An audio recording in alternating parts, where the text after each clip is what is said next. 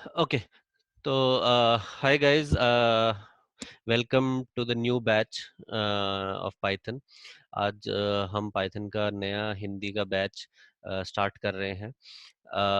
तो ऑब्वियसली जब हम बैच स्टार्ट करते हैं तो बैच स्टार्ट करने से पहले या कोई भी कोर्स स्टार्ट करने से पहले कुछ क्वेश्चंस होते हैं जो हर किसी के दिमाग में होते हैं उस कोर्स के बारे में। उस कोर्स का जो प्रोसीजर रहेगा पढ़ाने का उसके बारे में। तो उन सब क्वेश्चंस को हम सबसे पहले एड्रेस कर लेना चाहते हैं। तो मैं सबसे पहला क्वेश्चन जो आपके दिमाग में शायद होगा, that is what will you learn. आप क्या सीखेंगे इस कोर्स के अंदर? ठीक है। तो ऑब्वियसली क्योंकि पाइथन का कोर्स है तो पाइथन के ऊपर फोकस रहेगा, लेकिन स्पेसिफिकली फॉर नेटवर्क इंजीनियर्स। ठीक है। तो मैं यहाँ पे आपको पाइथन, अगर आप पाइथन की तरफ देखें जो कि आज की डेट में एक फुल फ्लेज्ड प्रोग्रामिंग लैंग्वेज बन चुकी है। It is not like shell scripting और अदर स्क्रिप्टिंग लैंग्वेजेस। ठीक है ना, जो जिनके अंदर पूरी डेवलपमेंट कैपेबिलिटीज नहीं होती हैं, उन लैंग्वेजेस की तरह नहीं है पाइथन। लेकिन ऑब्वियसली हमको एज अ नेटवर्क इंजीनियर जो जितनी पाइथन की जरूरत पड़ती है, ज्यादातर कोर्सेज उस चीज को एड्रेस नहीं कर रहे होते। ठीक है। ज्यादातर कोर्सेज या तो पाइथन को डेटा साइंस, मैं अगर बात करूं ऑन दी वेब, जो रेगुलरली देखने को मिलती हैं चीजें, कि डेटा साइंस के लिए जो पाइथन का यूज है वो आपको बहुत ज्यादा मिलेगा। या general day to day automation, आपका जो जो भी आपके डे टू डे वर्क है उनको ऑटोमेट करने का आपको बहुत ज़्यादा कंटेंट मिल जाएगा इंटरनेट के ऊपर। और और भी आपको पाइथन का काफ़ी कंटेंट मिल जाएगा, बट वो बहुत ही जेनेरिक कंटेंट होता है। तो यहाँ पे इस कोर्स के अंदर जो फोकस रहेगा वो प्योरली नेटवर्क इंजीनियर्स के लिए है ये कोर्स। लेकिन इसका मतलब ये नहीं है कि भाई हम डायरेक्टली चले जाएंगे जो नेटवर्क इंजीनियर्स की प्रॉब्लम्स हैं उनको एड्रेस करने के लिए। ठीक है। इसका मतलब ये है कि ऑब्वियसली हम कहीं ना कहीं से एक बिल्कुल बेसिक स्टार्ट जरूर करेंगे, क्योंकि मैं खुद एक नेटवर्क इंजीनियर रहा हूँ करीब 8 साल से। तो मैं इस चीज को समझता हूँ कि हम लोगों ने, हम में से मैक्सिमम लोगों को किसी पॉइंट पे जब ऑप्शंस थे कि हम कोई प्रोग्रामिंग लैंग्वेज सीखें, तो हमने उस पॉइंट पे नहीं चूज किया प्रोग्रामिंग लैंग्वेज को। And even I was one of those guys. तो हम लोगों ने नेटवर्किंग के कोर्सेज किए और इस तरह की इस फील्ड में हमने नॉलेज ली। ठीक है ना, चाहे हम नेटवर्क एडमिन्स हैं, सिस्टम एडमिन्स हैं। तो हमको इन जनरल कनेक्टिविटी, कंप्यूटर्स और राउटर स्विचेस, इन सब की नॉलेज तो बहुत अच्छी होती है। लेकिन पाइथन हमारे लिए एक थोड़ा सा अलग सब्जेक्ट है। लेकिन आजकल अगर आप देखें मार्केट के अंदर, तो एक टेक, जैसे कि हमेशा से होता आया है। जैसे फॉर एग्जांपल आपको एक एक छोटा सा एग्जांपल दूं, तो पहले एक टेलीग्राम नाम से एक टेक्नोलॉजी होती थी जिसके अंदर आप शॉर्ट टेलीग्राम्स भेजा करते थे एक पॉइंट से दूसरे पॉइंट पे। लेकिन जब बेसिक जो टेक्नोलॉजीज आई, जैसे कि X.25 आया या फ्रेम रिले आया, तो इन इन टेक्नोलॉजीज ने इसको कम्प्लीटली, या टोकन रिंग भी आप कह सकते हैं। ठीक है। तो जब इस तरह की टेक्नोलॉजीज आई तो टेलीग्राम का जो बेसिकली जो यूज था वो कम होता चला गया और वो बहुत ही मिनिस्क्यूल रह गया। ठीक है। मेरे को लगता है आज की डेट में भी आप शायद टेलीग्राम आज की डेट में भी किसी पोस्ट ऑफिस में जाके भेज सकते हैं। लेकिन आपको वो जो है बेसिकली टेलीग्राम का usage like 1 in a million रह गया। ठीक है ना, जिसको पहले पूरी की पूरी पॉपुलेशन यूज कर रही थी जिस टेक्नोलॉजी को, वो चीज बहुत ही एक मिनी स्केल के ऊपर रह गई। ठीक है। तो इसी तरह से जब आगे चल के आप कह सकते हैं कि ईथरनेट जब आया, ठीक है, और ईथरनेट रिलेटेड प्रोटोकॉल्स आए, तो उसने इन इन टेक्नोलॉजीज को भी बिल्कुल मिनिस्क्यूल या बिल्कुल एक तरह से आप कह सकते हैं कि खत्म कर दिया मार्केट में से। तो आज की डेट में क्या हो रहा है, एज अ नेटवर्क इंजीनियर जिन टेक्नोलॉजीज के ऊपर हम काम करते हैं, हमारे राउटर्स हैं, स्विचेस हैं, वो उन उन सारी टेक्नोलॉजीज को उन सारी टेक्नो वो ऑन अ फंडामेंटल लेवल वो टेक्नोलॉजी तो शायद इतनी जल्दी खत्म ना हो। ईथरनेट के अंदर बहुत ज्यादा स्कोप है अभी भी ग्रो करने का, ईथरनेट में एज अ टेक्नोलॉजी। तो लेकिन इन टेक्नोलॉजीज का जो स्केल है उसमें बहुत ज्यादा ग्रोथ आई है। जैसे कि आज की डेट में, क्योंकि आजकल हम हर एप्लीकेशन को अपना इंटरनेट के ऊपर, या हर एप्लीकेशन को हम ईथरनेट और राउटर्स और स्विचेस और अपने बेसिकली हमारा जो नेटवर्क है, आईपी नेटवर्क है, उसके ऊपर शिफ्ट कर रहे हैं। तो इस चीज की क्रिटिकलिटी, नेटवर्क की क्रिटिकलिटी बहुत ज्यादा बढ़ गई है, और नेटवर्क की यूसेज बहुत ज्यादा बढ़ गई है। ठीक है, तो इस सिनेरियो में क्या होता है कि हर कंपनी का जो नेटवर्क है वो ग्रो कर रहा है, बहुत ही बड़े स्केल के ऊपर ग्रो कर रहा है। जैसे पहले क्या होता था कि अगर किसी कंपनी का किसी कंट्री के अंदर एक एक ऑफिस है या दो ऑफिसेज हैं, तो वहां पे वो लोग एक राउटर या दो राउटर लगा के भी काम चला लेते थे। ठीक है, लेकिन अब उसी कंपनी के अंदर इतना ज्यादा हर एप्लीकेशन के लिए सर्वर्स हैं, हर एप्लीकेशन के लिए डिफरेंट उनके इक्विपमेंट्स हैं। जैसे वॉइस के लिए आपके पीबीएक्स सिस्टम्स हैं, जो कि अगेन आईपी के ऊपर काम करते हैं आज के टाइम में। और आपके वॉइस के लिए जो सिस्को जैसी कंपनी के जो सोल्यूशन आते हैं, यूसीएस सर्वर्स वगैरह आते हैं।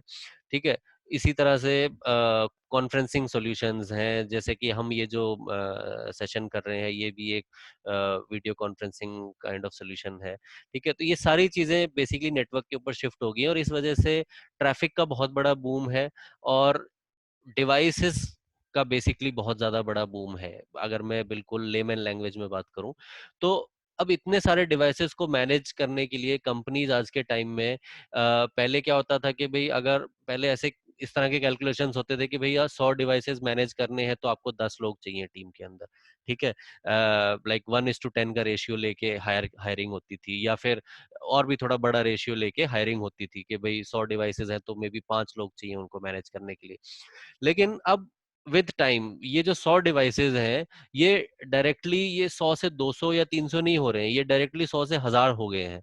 ठीक है, ये जब 100 से 1000 हो गए तो company can not be like कि भाई हम सीधा 50 की टीम पे चले जाएं या 500 की टीम पे चले जाएं इन डिवाइसेस को मैनेज करने के लिए। ठीक है ना, या 100 लोगों की टीम पे चले जाएं इनको मैनेज करने के लिए। कंपनीज को जो जिन कम मतलब फॉर एग्जांपल जो कंपनीज हैं, जैसे कि विप्रो है, टीसीएस है, टेक महिंद्रा है, और भी जो कंपनीज हैं, एचसीएल है इन इंडिया, और बाहर भी इस तरह की सिमिलर कंपनीज होंगी जो और कंपनीज के नेटवर्क्स मैनेज करती हैं।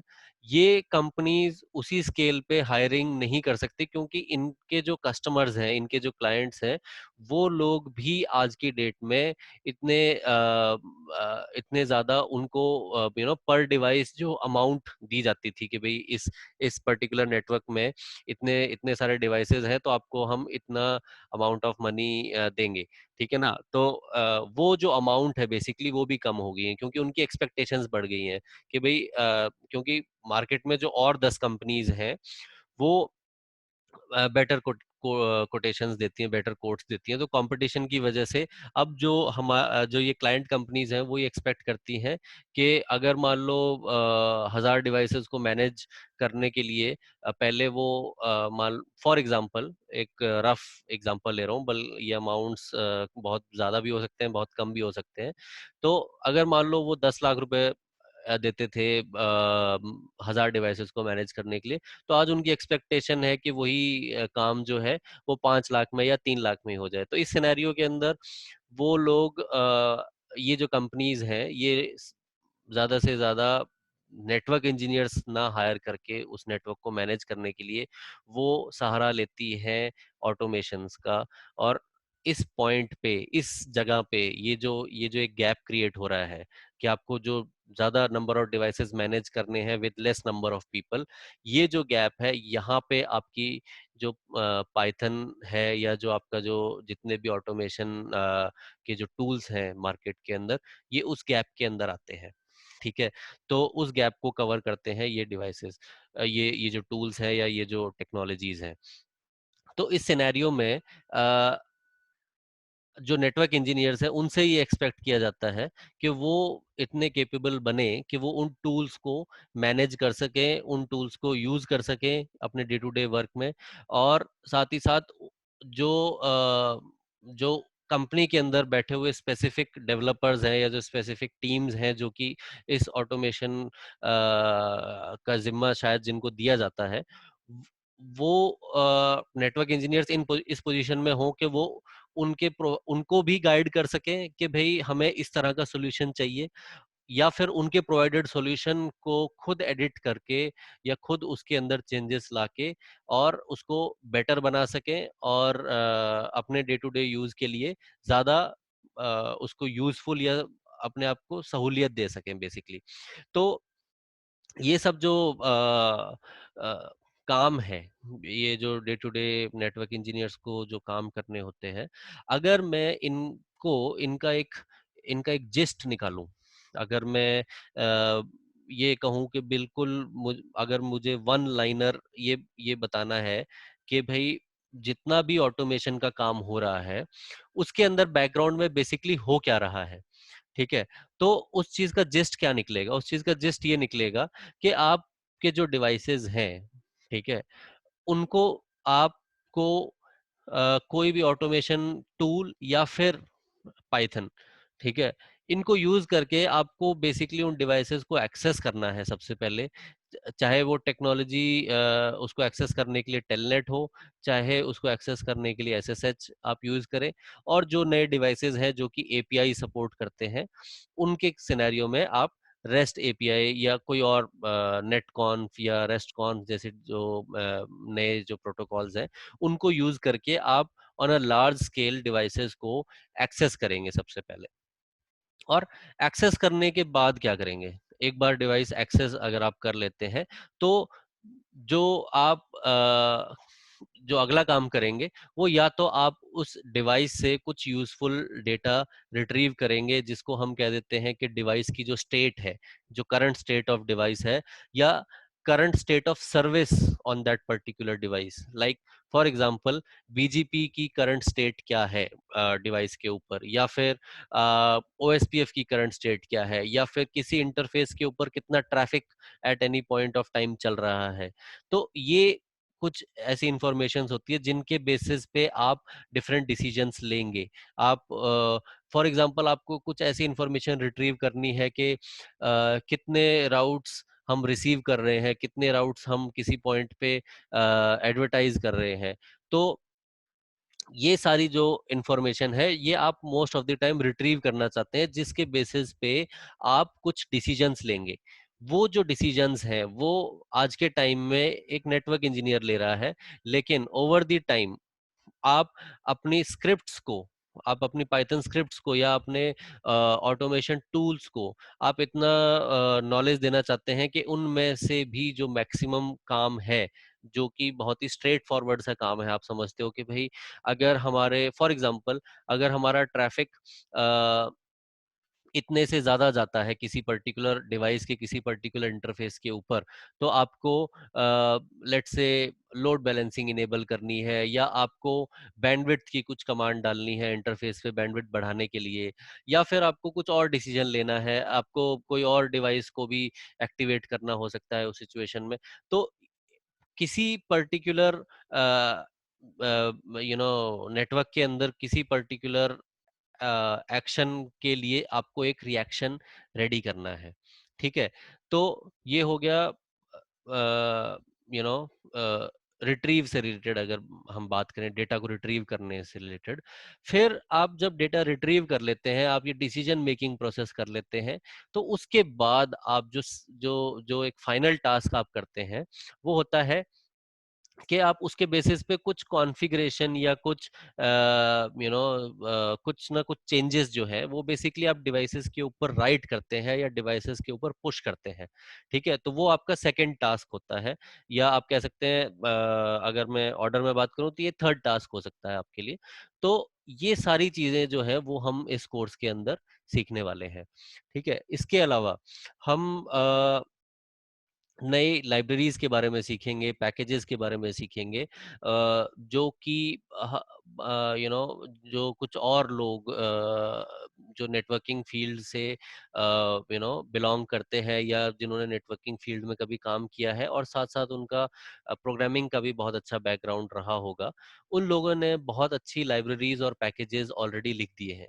अब ये लाइब्रेरीज और पैकेजेस बहुत ही बेसिक सेंस में अगर मैं बात करूं तो क्या होता है, ये लाइब्रेरीज और पैकेजेस बेसिकली कुछ नहीं है, और किसी का लिखा हुआ कोड है। ठीक है, तो किसी और मे बी ज्यादा वेल वर्स्ड प्रोग्रामर ने या डेवलपर ने कुछ एक लाइब्रेरी या पैकेज लिखा होता है। ठीक है, उस लाइब्रेरी जैसे फॉर इसके कुछ एग्जांपल्स अगर मैं आपको दूं, तो पैरामीको एक एग्जांपल है, नेटमीको एक एग्जांपल है। ठीक है, तो ये कुछ लाइब्रेरीज के एग्जांपल्स हैं। तो इस तरह की आपको जो लाइब्रेरीज हैं वो आपको यूज करनी आनी चाहिए, क्योंकि अब आप सोच सकते हैं कि हम किसी और का लिखा हुआ कोड क्यों यूज करें, या किसी और की बनाई हुई लाइब्रेरी क्यों यूज करें।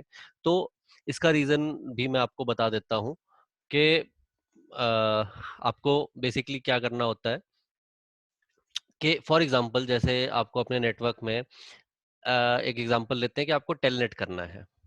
ठीक है, तो टेलनेट करने के लिए अगर अगर आप सोचें तो आपको क्या रिक्वायरमेंट्स है, मैं बिल्कुल बोर्ड पे थोड़ा आगे नीचे चला जाता हूँ। ठीक है, तो टेलनेट करने के लिए बेसिकली क्या क्या जो प्रोसेस है वो होता है बैकग्राउंड में, उसको अगर हम समझें तो लेट्स से कि ये आपका पीसी है जिसके ऊपर कोई टेलनेट प्रोग्राम चल रहा है, जैसे कि फॉर एग्जांपल पुट्टी है, आपका सिक्योर सीआरटी है। ठीक है, या फिर आपकी सुपर पुट्टी है। ठीक है, तो इस तरह के सॉफ्टवेयर आप सबने यूज किए होंगे डिवाइसेस को एक्सेस करने के लिए। दूसरी तरफ आपका डिवाइस है। ठीक है ना, तो जो आपका डिवाइस है इस सिनेरियो में वो एक्ट करता है एज अ सर्वर, आप कह सकते हैं टेलनेट सर्वर। ठीक है, और एक तरफ आपका पीसी है जिसके ऊपर ये इस तरह के क्लाइंट सॉफ्टवेयर्स चल रहे हैं जिनको तो आपका पीसी इस सिनेरियो में बन जाता है टेलनेट क्लाइंट। ठीक है, तो एसएसएच या टेलनेट जैसे प्रोटोकॉल को चलाने के लिए आपको टीसीपी प्रोटोकॉल की नॉलेज होनी चाहिए, जिसके अंदर आप बेसिकली आपकी जो सेशन जो प्रेजेंटेशन लेयर है या जो सेशंस लेयर है, उधर से आप अपना डेटा उठा के उसको इनकैप्सुलेट करके टीसीपी का डेटा बना के उसके ऊपर टीसीपी के हेडर्स लगा के आप दूसरी तरफ भेजेंगे। राइट, वो जो आपका जो डेटा है जिसके अंदर लेट से आपने कोई कमांड लिखी है, आपने अपना यूजर नेम लिखा है या आपने अपना पासवर्ड लिखा है। ठीक है, तो ये सारी चीजें आप टेलनेट क्लाइंट से पीसी की तरफ भेजेंगे, और इस सबसे पहले आपको किसी तरह से ये इनिशिएट करना है कि आपका टीसीपी का सेशन बने टेलनेट सर्वर के साथ। ठीक है, तो उसके लिए आप टीसीपी का जो थ्री वे हैंडशेक होता है उसको आप इनिशिएट करोगे, सिन एक और एक्सिन अ, जो नॉर्मल जो थ्री वे हैंडशेक होता है उसको आप करने के बाद सामने से मे बी आपको यूजर नेम का प्रॉम्प्ट आएगा, उसके अंदर आपको यूजर नेम भेजना है, फिर पासवर्ड का प्रॉम्प्ट आएगा, फिर आपको पासवर्ड अपना भेजना है। ठीक है, तो ये सब जो एक्सचेंज हो रहा है ये basically at a basic level, अगर आप पैकेट कैप्चर्स आपने अगर देखे हैं तो बेसिकली पैकेट्स एक्सचेंज हो रहे होते हैं, और उन पैकेट्स के अंदर कुछ ऐसी इंफॉर्मेशन होती है अलग अलग लेयर्स के ऊपर, जिनके बेसिस पे वो जो पैकेट है वो किसी एक पर्टिकुलर सेशन के अंदर आइडेंटिफाई किया जाता है। एक पर्टिकुलर सेशन होता है, जैसे कि फॉर एग्जांपल मैं अगर अपने पीसी के अंदर एक छोटा सा एक कमांड चलाऊं, नेटस्टैट, ठीक है। तो आप देख सकते हैं कि अब इसी सेम पीसी के ऊपर कितने सारे टीसीपी सेशंस हैं। ये सारे के सारे टीसीपी सेशंस हैं, अलग अलग लेयर्स पे है, जैसे कि ये 443 पोर्ट नंबर है एचटीटीपीएस का। इसके अलावा आप फॉर एग्जांपल ये देख सकते हैं, ये एक सेशन है, मेरे आरडीपी का सेशन है, जो मैंने इस पर्टिकुलर मेरे पीसी को मैंने आरडीपी पे रिमोट डेस्कटॉप पे लिया हुआ है। ठीक है, तो इस तरह के बहुत सारे सेशंस होते हैं। और अब जैसे फॉर एग्जांपल मैंने इस पीसी को रिमोट डेस्कटॉप सेशन पे लिया हुआ है, तो जितने भी पैकेट्स एक्सचेंज हो रहे हैं मेरे लैपटॉप और इस पीसी के बीच में, वो सारे के सारे इस पर्टिकुलर सेशन के अंदर मैच हो रहे हैं। उनके ऊपर मेरे लैपटॉप से जो सोर्स पोर्ट लग के आ रहा है वो ये है, और मेरा लैपटॉप अपने पैकेट्स के ऊपर डेस्टिनेशन पोर्ट ये लगा रहा होगा। और जो सामने वाला पीसी है, जो कि इस पॉइंट पे आरडीपी सर्वर है, जो ये वाला जो पीसी है जिसको मैंने एक्सेस किया हुआ है, ये इन पैकेट्स के रेस्पॉन्स में जो रिप्लाई पैकेट्स भेज रहा होगा, उनके सोर्स में ये वाला पोर्ट नंबर होगा, और ये वाला डेस्टिनेशन पोर्ट नंबर होगा, जिसके बेसिस पे मेरा जो लैपटॉप है उस पैकेट को रिसीव करने के बाद ये जो भी मेरी रिमोट डेस्कटॉप की जो एप्लीकेशन है उसके अंदर उसको मैच कर पाता है। तो ये एज अ नेटवर्क इंजीनियर हम सब लोग इन बातों को शायद समझते हैं, नहीं समझते हैं, तो आपको एक इंट्रोडक्शन मिल गया।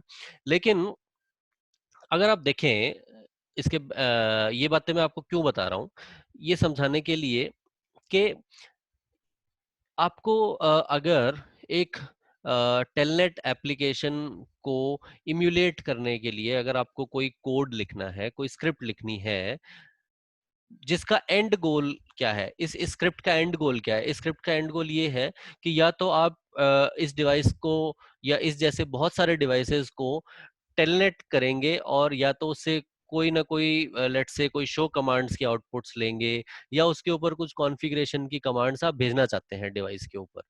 ठीक है, तो वो जो एंड गोल है, सिर्फ उस तक पहुंचने के लिए आपको जो अपनी स्क्रिप्ट या आपको जो अपना कोड लिखना है, वो आपको उस पॉइंट से स्टार्ट करना पड़ेगा कि आप ये जो सिन पैकेट है ये कैसे भेजेंगे, एक पर्टिकुलर सेशन अपने पीसी पे कैसे क्रिएट करेंगे, वहां से एक्नॉलेजमेंट्स या जो बाकी पैकेट्स वहां से जो आ रहे हैं, उन पैकेट्स को आप कैसे एक पर्टिकुलर सेशन के अंदर मैप करेंगे, और उस पर्टिकुलर सेशन से आपकी जो एप्लीकेशन है, जो ऊपर की जो लेयर्स हैं, एप्लीकेशन लेयर है, प्रेजेंटेशन लेयर है, सेशंस लेयर है, वो जो एप्लीकेशन लेयर जो है वो उन नीचे अंडरलाइंग जो लेयर्स है, फॉर एग्जांपल जो सेशन लेयर है बेसिकली, उधर से उस डेटा को रीड कैसे करेगी, और आपको जो आपके काम का डेटा है बाकी सारी इनकैप्सुलेशंस को स्ट्रिप ऑफ करने के बाद जो आपका काम का जो डेटा है, जो बेसिकली उस शो कमांड की जो आउटपुट है, वो आउटपुट आपको स्क्रीन के ऊपर दिखे।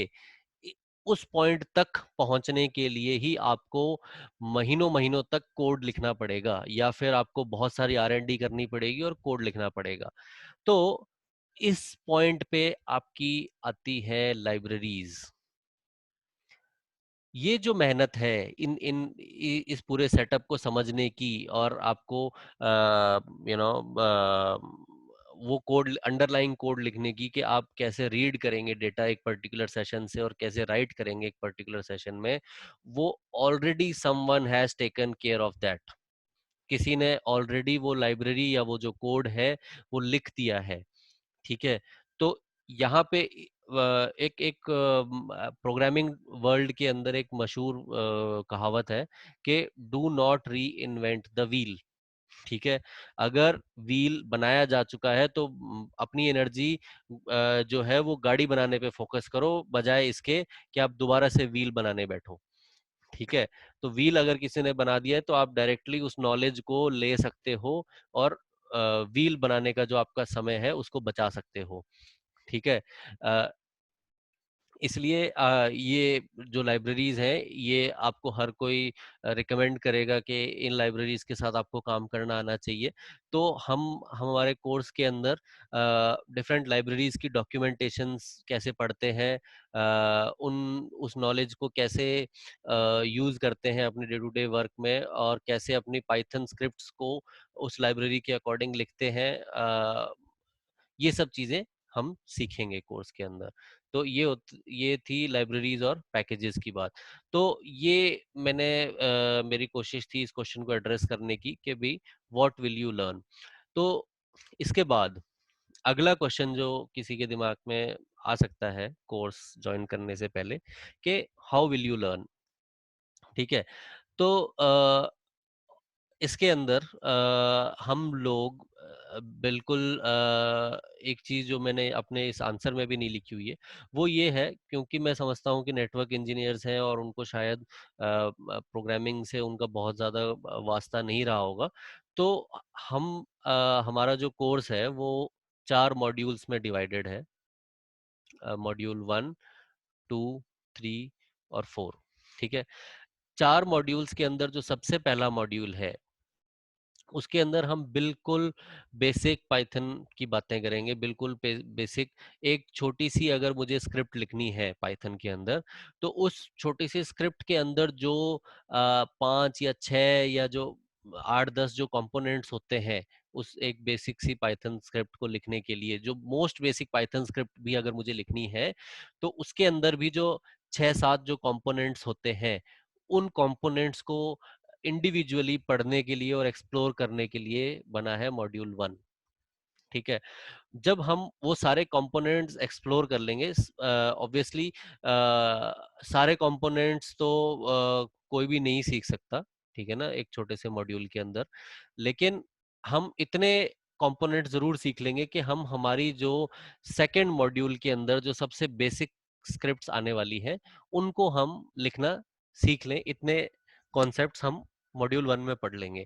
इसके बाद मैंने मॉड्यूल 1 को जो मैंने छोटा रखने की कोशिश इसलिए भी की है ताकि आप लोग सिर्फ वो कॉन्सेप्ट्स, क्योंकि मैक्सिमम कोर्सेज में क्या होता है कि वो आपको जो कोर्स का जो आधा पार्ट है या जो उस 75% ऑफ द कोर्स जो है वो मैक्सिमम ट्रेनर्स इस बात में ही स्पेंड कर देते हैं उन बेसिक कॉन्सेप्ट्स को या बेसिक कंपोनेंट्स को ही सिखाने में। तो मैंने इसको मॉड्यूल 1 की जो लेंथ है वो रीजनेबल रीजनेबल रखी है मैंने, ताकि आप उन बेसिक कंपोनेंट्स को सीखते सीखते ही अपना मैक्सिमम टाइम हम वेस्ट ना कर दें। लेकिन मॉड्यूल 1 की अपनी इंपॉर्टेंस भी है, उसको सीखना भी है, लेकिन उसके अंदर बहुत ज्यादा टाइम वेस्ट भी नहीं करना है।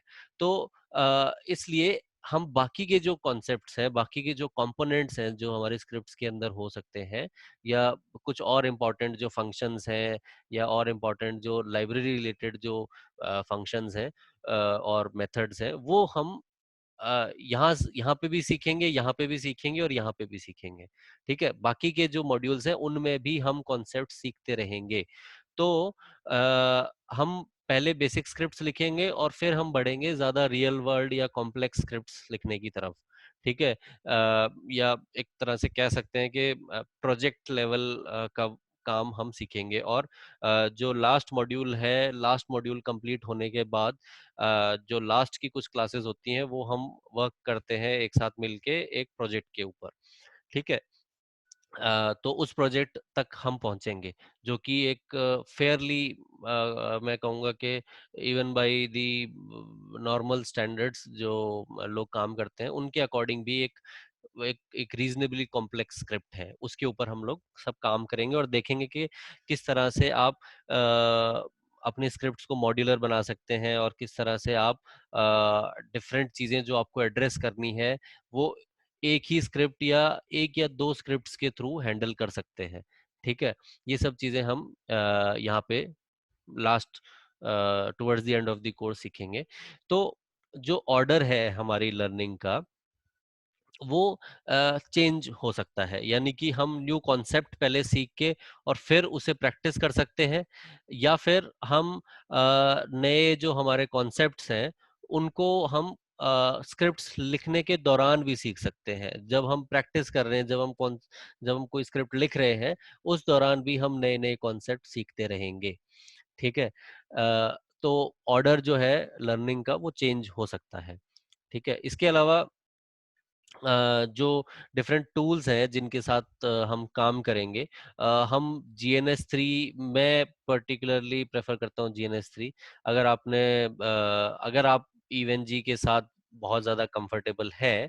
और मैं अपनी बेसिकली ईवेनजी मैं आपको रोकूंगा नहीं यूज़ करने से। आप अगर खुद कंफर्टेबल है, ईवेनजी काफ़ी टाइम से यूज़ कर रहे हैं, तो you can go ahead and use it. लेकिन मैं अपना टाइम और बाकी अपने बाकी जो कोर्स को करने के लिए जो स्टूडेंट्स हैं, उन सबका टाइम इस चीज़ में वेस्ट नहीं करना चाहूँगा कि ईवेनजी का सेटअप कैसे होता है, ठीक है? जीएनएस3 के सेटअप को कैसे करना है, क्या करना है, उसकी जितनी भी बातें हैं वो आपको जब आप कोर्स ज्वाइन कर लेंगे तो आपको कुछ वीडियोस मिल जाएंगी, ठीक है? प्रिसाइसली 5 या 6 वीडियोस आपको मिल जाएंगी, जिनको देख के आप अपना पूरा का पूरा जो सेटअप है वो आप कंप्लीटली कर सकते हैं, ठीक है? इसके अलावा हम सिस्को की राउटर और स्विच इमेजेस के साथ काम करेंगे, ठीक है? ये सब ये जितना भी मटेरियल आपको चाहिएगा इस कोर्स के प्रैक्टिकल्स को करने के लिए, प्रैक्टिकल काम को करने के लिए, वो सब आपको प्रोवाइड कर दिया जाएगा, ठीक है? इसके अलावा हम जो कोड लिखेंगे, जो प्रोग्राम्स लिखेंगे हमारे, वो हम अपने विंडोज़ जो आपका जो खुद का जो पीसी है, उसके ऊपर ही लिखेंगे। पहले मैं इसके लिए इस पर्पस के लिए एक लिनक्स का एक वीएम देता था सबको, लेकिन वो चीज़ मैंने बंद कर दी क्योंकि मैंने ये ओवर द टाइम ये रियलाइज़ किया कि मैं खुद विंडोज़ के ऊपर प्रोग्रामिंग करता हूँ, विंडोज़ 10 में पर्सनली यूज़ कर रहा हूँ, ठीक है? मेरे को लगता है मैक्सिमम लोग विंडोज़ 10 पे ही होंगे। तो मैंने ये रियलाइज़ किया कि सब लोग मैं खुद अगर विंडोज़ यूज़ करके प्रोग्रामिंग कर रहा हूँ, तो क्यों ना हम अपना टाइम उधर ना वेस्ट करके कि लिनक्स में क्या डिफरेंसेस आ जाते हैं, हम इसी चीज़ में एनर्जी फोकस करें कि विंडोज़ के ऊपर हमें कैसे काम करना है। इसलिए मैंने आपका जो खुद का जो लैपटॉप है, उसी के ऊपर ही आप स्क्रिप्ट्स लिखेंगे और वहीं पे ही उन स्क्रिप्ट्स को एग्जीक्यूट करेंगे, ठीक है? तो जो भी आपको प्रोग्राम्स चाहिए, जो पाइथन और पाइथन लाइब्रेरीज चाहिए, वो सब आपको मैं टाइम टू टाइम बताता रहूँगा, और बहुत ही इजी है लाइब्रेरीज को इंस्टॉल करना और चलाना। तो वो जो भी प्रोसीजर है वो मैं आपके साथ शेयर कर दूंगा, ठीक है? ये था इस क्वेश्चन का आंसर कि हाउ विल यू लर्न, ठीक है? इसके बाद जो थर्ड क्वेश्चन किसी के दिमाग में आ सकता है, वो है कि how to get most out of the course, ठीक है? अगर आपने कोर्स ज्वाइन किया है, if you are paying for it with your hard earn money, तो एज अ ट्रेनर मैं भी चाहता हूं कि आप मैक्सिमम बेनिफिट उस कोर्स का ले सके, और ऑब्वियसली आप एज अ स्टूडेंट तो चाहते ही है। लेकिन कई बार हमारी जो खुद की जो ओवर द टाइम या बचपन से, जिसे आप कह सकते हैं कि हमें जो हैबिट्स पड़ी होती हैं, उनकी वजह से हम खुद उसका उसका बेनिफिट नहीं उठा पाते हैं, या फिर जो आप कह सकते हैं कि भाई प्रोक्रेस्टिनेशन है, या जो इस तरह की जो प्रॉब्लम्स हैं, आलस जो हम कर जाते हैं, उस वजह से भी हम कोर्स का मैक्सिमम बेनिफिट नहीं उठा पाते हैं, ठीक है? तो इस चीज के लिए जो मेरे सजेशंस हैं इस चीज को हैंडल करने के लिए, वो सबसे पहला और मोस्ट बेसिक और आउट ऑफ द बॉक्स, नहीं कहूंगा मैं, इन दी बॉक्स जो सोल्यूशन है, that is repetition, repetition and repetition, ठीक है?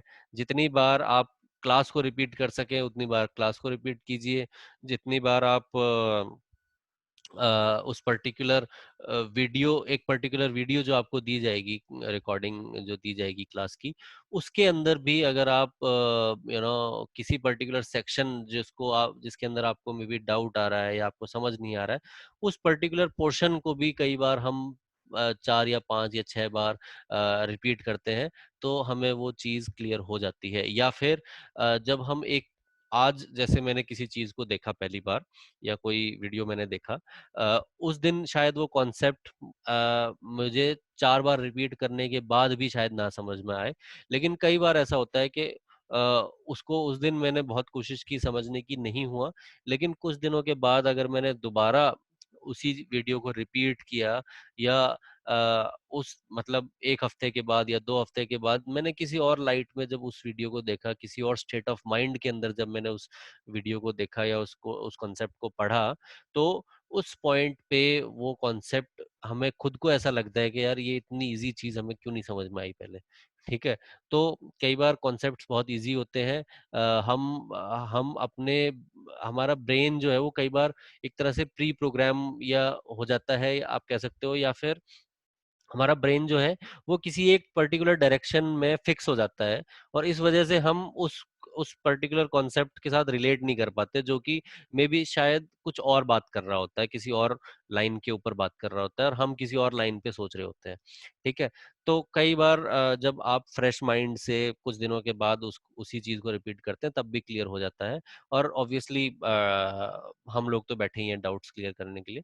ठीक है। तो आप लोग जिन्होंने भी कोर्स ज्वाइन किया है, आप पिछले कोर्स वालों से भी पूछ सकते हैं। अभी तक भी जो आज से पिछले साल के स्टार्टिंग में भी जिन लोगों ने कोर्सेज ज्वाइन किए थे, उन लोगों के डाउट्स भी मैं उनके पर्टिकुलर ग्रुप्स के अंदर, वो लोग अपने डाउट्स डालते रहते हैं, और मैं अभी तक भी उनके डाउट्स के आंसर्स उनको देता रहता हूँ। ठीक है। तो उस चीज़ की कोई आपको प्रॉब्लम नहीं आएगी, डाउट क्लियरिंग वगैरह की। ठीक है। इसके बाद एक और चीज जो इम्पोर्टेंट चीज है जिसके लिए मैं आप सबको अर्ज करूंगा, वो ये है कि आप जो अपनी डेली प्रॉब्लम्स देख रहे हो अपने वर्क प्लेस पे या अपने काम में, ठीक है, उस एक ऐसी प्रॉब्लम को आइडेंटिफाई करो। ठीक है। और बहुत ज्यादा जैसे कॉम्प्लेक्स प्रॉब्लम मत उठाओ। ठीक है। बहुत ही एक छोटी सी प्रॉब्लम उठाओ। जैसे कॉम्प्लेक्स प्रॉब्लम का अगर मैं एग्जांपल दूं, तो लेट से कि आपको, लेट से एक एक्सेल शीट में से या एक सीएसवी फाइल में से या एक नोटपैड फाइल में से डेटा उठाना है, और उसके ऊपर बहुत सारी प्रोसेसिंग करनी है, उस बहुत सारी प्रोसेसिंग के बाद कुछ डिसीजंस लेने हैं, और उसके बेसिस पे कुछ एक्शन करना है, और उस एक्शन होने के बाद डिवाइस के ऊपर कुछ आपको एक्शन जो भी आपने लिया उसके होने के बाद आपको उसके रिजल्ट्स भी लेने हैं, उस रिजल्ट के ऊपर भी कुछ आपको प्रोसेसिंग करनी है। ये इतना कॉम्प्लेक्स टास्क उठाने की बजाय आप अगर जैसे छोटे से टास्क उठाएं कि भाई मैं अपने डिवाइस में लॉग इन करके क्या कुछ कमांड्स का आउटपुट ले सकता हूँ या नहीं ले सकता हूँ, इस टाइप की कुछ प्रॉब्लम आप अपने इन्वायरमेंट की आप उसे पिकअप करें। ठीक है। और उसको पहले ही दिन सॉल्व करने की कोशिश ना करें ऑब्वियसली, लेकिन उस प्रॉब्लम को सॉल्व करना अपने इस पर्टिकुलर जो आपका ये कोर्स है, इस पर्टिकुलर कोर्स का एक एम बनाए कि भाई ये कोर्स करने के बाद मैं इस प्रॉब्लम को सॉल्व करना चाहता हूँ। ठीक है। तो आप जो bit by bit, day by day जो आप कोर्स के अंदर सीख रहे हो, वो आप उस प्रॉब्लम को सॉल्व करने की तरफ आपके छोटे छोटे कदम हैं। ठीक है। जो जो डेली के कॉन्सेप्ट्स हम लोग सीखेंगे। ठीक है। तो अगर अगर वो प्रॉब्लम ऑब्वियसली डॉक्यूमेंट्स के साथ काम करना या इस तरह की प्रॉब्लम्स हो सकती हैं, लेकिन अगर वो नेटवर्क रिलेटेड प्रॉब्लम है, डिवाइसेस रिलेटेड प्रॉब्लम है, जहाँ पे आपको अपने नेटवर्क के अंदर या अपने डिवाइसेस के साथ कुछ आपको काम करना है, उस तरह की प्रॉब्लम अगर आप पिकअप करें तो और ज्यादा बेटर रहेगा आपके लिए। बट किसी भी तरह की प्रॉब्लम हो आप उसे बेझिझक उठाइए। और अपने, अगर आपके पास कोई वाइट बोर्ड वगैरह है या कोई आपका आपके लैपटॉप के ऊपर हम ये स्टिकी नोट्स वगैरह यूज करते हैं, तो अपने एक स्टिकी नोट के ऊपर उस प्रॉब्लम का एक डिस्क्रिप्शन लिख लीजिए। ठीक है। या जो नोटबुक आप इस कोर्स के अंदर, और हाँ एक और चीज मैं रिकमेंड करूंगा कि जब आप क्लासेस के लिए बैठें तो ऑब्वियसली बेड पे लेट के, और एक मोबाइल के अंदर या लैपटॉप के अंदर लेटे लेटे प्लीज क्लासेस मत देखें। ठीक है। ये ये कोई आस्था चैनल नहीं है कि आप लोग सुनेंगे एक वीडियो को और फिर अगली वीडियो पे चले जाएंगे। ये प्रॉपर क्लासेस हैं। आपका पैसा है, प्लीज इसका मैक्सिमम यूज करें, और वीडियोस के साथ प्रॉपरली अटेंटिव पोजीशन में टेबल चेयर पे हो सके तो बैठें, और पेन कॉपी रखें और जो बातें मैं बोल रहा हूँ या जो भी आपको नोट वर्दी जो बातें लगती हैं, ऑब्वियसली आपको वीडियो रिकॉर्डिंग्स मिलेंगी, लेकिन सिर्फ वीडियो रिकॉर्डिंग्स के ऊपर रिलाई मत करें, क्योंकि 70% जो आपकी लर्निंग है ना वो अभी होनी है। 30% मैं मान सकता हूँ कि 30% लर्निंग आपकी या तो वीडियोस को रिपीट करते टाइम होगी या फिर उस काम को एक्चुअली करते हुए होगी।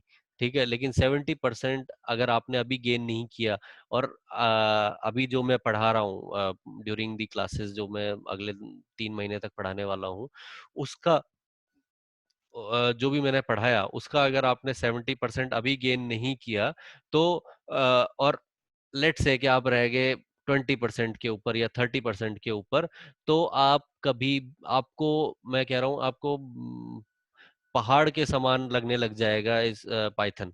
ठीक है, और आपको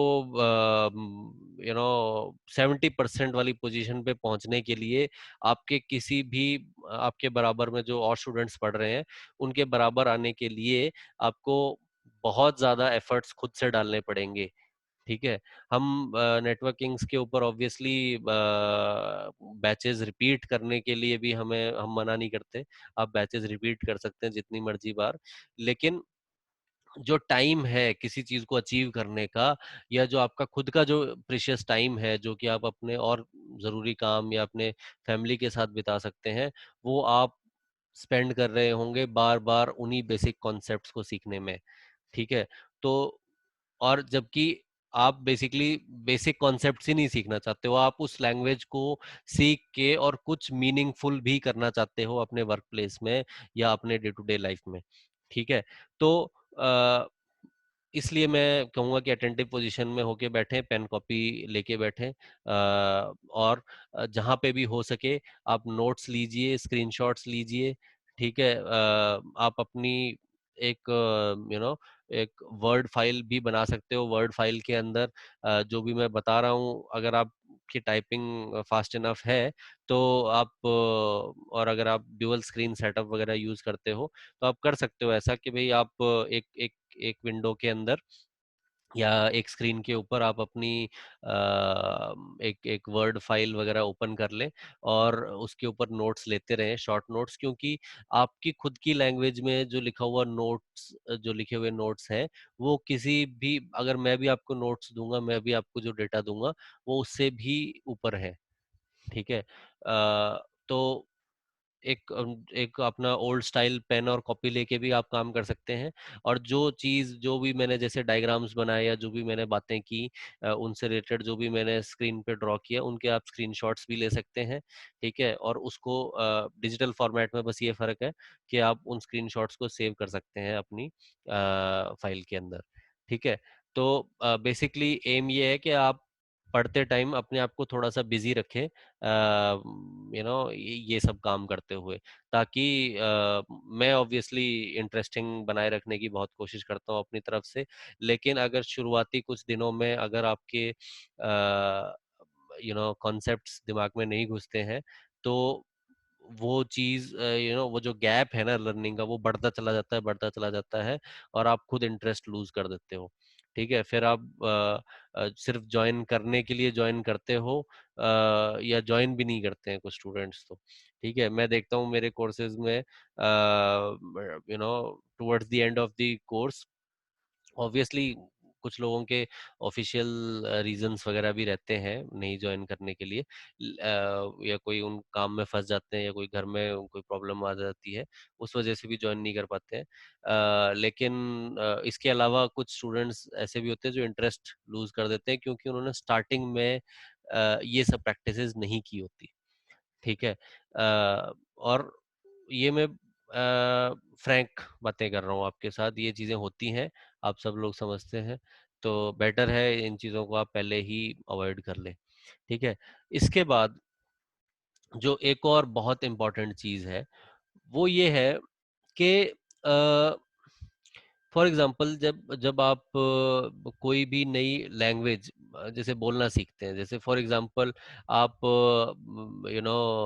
आपकी आपकी मदर टंग लेट से कोई और लैंग्वेज जैसे पंजाबी है या आपकी मदर टंग बंगाली है या उड़िया है या कोई और लैंग्वेज है, तो आपने हिंदी कब सीखी और कैसे सीखी, इस चीज को आप एक बार अपने ब्रेन में विजुअलाइज कीजिए। ठीक है, आप एक बार सोचिए कि आपने क्या ऐसे एक्शंस लिए जिसकी वजह से, और मैं समझता हूँ अपने इंडिया में मैक्सिमम लोगों की जो मदर टंग है वो हिंदी नहीं होगी। ठीक है ना, बहुत सारे लोगों की हिंदी मदर टंग नहीं होगी। जो लोग सदर्न स्टेट से आते हैं या नॉर्थ में भी जो अलग अलग स्टेट से आते हैं, उत्तर प्रदेश और हरियाणा और पंजाब इन स्टेट्स को छोड़ दें तो बाकी स्टेट्स में हिंदी जो है वो अपने बेसिकली लोकल लैंग्वेजेस बहुत हैं इंडिया के अंदर। तो अ, अगर आप ये विजुअलाइज करें कि आपने हिंदी अच्छे से बोलना कैसे सीखा, तो आपको बहुत सारे जो आपको अपने खुद के पर्सनल जो आपको टिप्स मिलेंगे, वो वही चीजें कुछ ऐसी हैं जो आप पाइथन के अंदर भी डायरेक्टली इम्प्लीमेंट कर सकते हैं पाइथन सीखने में भी, क्योंकि पाइथन भी एक प्रोग्रामिंग लैंग्वेज है। ठीक है, आप जो ऑन अ डेली बेसिस आप अपने कंप्यूटर को इंस्ट्रक्शंस देते हैं, कहीं पे क्लिक करके, कहीं पे कॉपी कंट्रोल सी दबा के, कंट्रोल वी करके, जो आप डिफरेंट इंस्ट्रक्शंस देते हैं अपने कंप्यूटर को, वही इंस्ट्रक्शंस जो है हम बेसिकली ऑटोमेट करने वाले हैं पाइथन को यूज करके। ठीक है, तो आप बेसिकली ज्यादा कुछ नहीं सीख रहे हैं, आप अपने कंप्यूटर के साथ इंटरेक्ट करने का दूसरा तरीका, तीसरा तरीका सीख रहे हैं। ठीक है, तो आप अपने कंप्यूटर से कीबोर्ड के थ्रू, माउस के थ्रू, टच पैड के थ्रू, हेडफोन्स यूज करके आप बेसिकली यूज कर रहे होते हैं अपने डिफरेंट एप्लीकेशंस को। तो इन्हीं कामों को हम जो है ऑटोमेट करेंगे पाइथन को यूज करके। तो अ, इसलिए आपको, जैसे आप एक नई लैंग्वेज के साथ फेमिलियर हुए थे, उसी तरह से आपको यहाँ पे भी एक नई टेक्नोलॉजी या एक नई प्रोग्रामिंग लैंग्वेज के साथ फेमिलियर होना है। तो फेमिलियर होने का जो एक बेसिक सा ट्रिक होता है कि आप किसी भी चीज के साथ ज्यादा से ज्यादा टाइम स्पेंड करो। ठीक है ना, टाइम स्पेंड करने के अंदर ऑब्वियसली अगर मैं कहूँ कि आप मेरी जो हमारा जो रिकॉर्डेड सेशन है क्लास का, वो आप 10 बार देख लो, तो आपको ये आप मैं समझता हूँ कि आप कोई रोबोट नहीं हो कि आप 10 बार उस सेशन को देख लोगे। ठीक है ना, कोई भी इंसान बोर होता है, कोई भी इंसान एक पॉइंट के बाद नहीं देख सकता उसी चीज को बार बार। तो उस पॉइंट पे आप अगर आप बढ़ाना चाहते हो अपना फेमिलियर होने का जो टाइम है उस पर्टिकुलर टेक्नोलॉजी के साथ, तो जो बेटर टेक्निक है कि आप उससे रिलेटेड और जो कंटेंट है इंटरनेट के ऊपर, जैसे कि फॉर एग्जांपल ब्लॉग्स लिखे होते हैं बहुत सारे लोगों ने किसी एक पर्टिकुलर चीज को लेके। सिर्फ फॉर एग्जांपल अगर आपको एक्सेल शीट्स के साथ पाइथन यूज करके इंटरेक्ट करना है, तो उसके लिए बहुत सारी वीडियोस मिल जाएंगी, उसके लिए बहुत सारा कंटेंट आपको मिल जाएगा, ब्लॉग्स मिल जाएंगे। अगर आपको लेट से टेक्स्ट फाइल्स के साथ डील करना है, अगर आपको टेलनेट के साथ डील करना है, एसएसएच के साथ डील करना है, तो उन सब चीज़ों के ऊपर आपको बहुत सारा मटेरियल ऑलरेडी इंटरनेट के ऊपर मिल जाएगा। और मैं कभी भी आपको नहीं रोकता कि भी आप और सोर्सेज से पढ़ो। ठीक है, तो बेसिकली एम क्या है कि आप उस स्टेट ऑफ माइंड में रहो हमेशा, जब तक ये कोर्स का ड्यूरेशन है, तब तक आप maximum time your state of mind should be कि आप उसके बारे में पढ़ रहे हो, समझ रहे हो, देख रहे हो।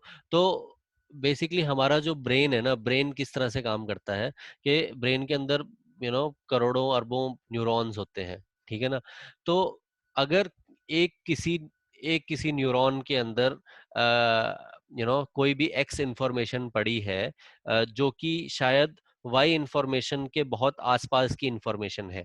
ठीक है, तो अगर लेट्स से के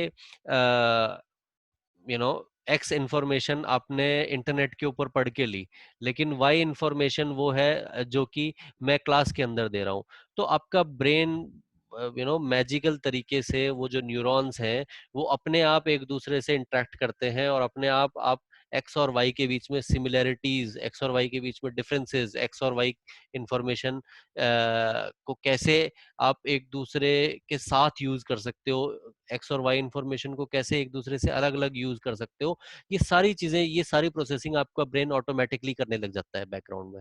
ठीक है, तो ये जो साइंस है इसका आप यूज करो कि आप हर टाइम एक स्टेट ऑफ माइंड में रहो। जैसे आप अपने डे टू डे टाइम में जो टाइम डिवोट करते हो यूट्यूब वीडियोस देखने पे, मैं ये नहीं कहूंगा कि आप YouTube वीडियोस देखना छोड़ दो। YouTube के ऊपर ही जो कंटेंट आप देख रहे हो उस कंटेंट को चेंज करो। YouTube के अंदर जो एल्गोरिदम्स है वो कैसे काम करते हैं कि आपने अगर एक एक पाइथन रिलेटेड वीडियो देखी तो ऑटोमेटिकली वो आपको बहुत सारी पाइथन रिलेटेड वीडियोस सजेस्ट करने लग जाएगा। तो आप अपना जो लाइफस्टाइल है उसके अंदर पाइथन को इंट्रोड्यूस कर दो बहुत ही अच्छे तरीके से। ठीक है ना, तो बहुत ही कम टाइम में एक एक एक एक सेइंग है कि किसी भी टेक्नोलॉजी में आपको एक्सपर्ट बनने में आपको 10,000 घंटे लगाने होते हैं।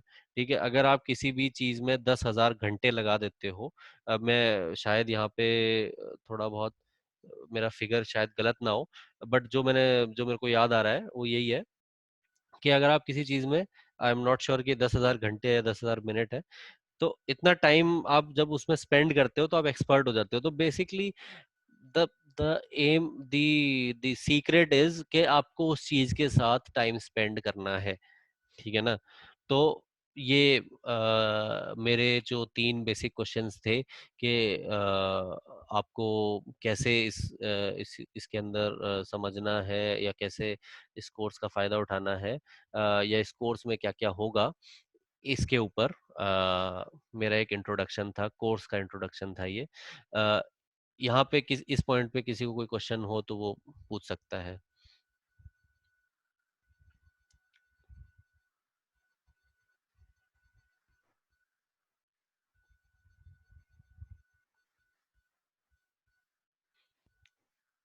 ये जो क्वेश्चन है ये आप थोड़ा सा रिपीट कर सकते हैं, जो बेसिक वो है फॉर द रिकॉर्डिंग।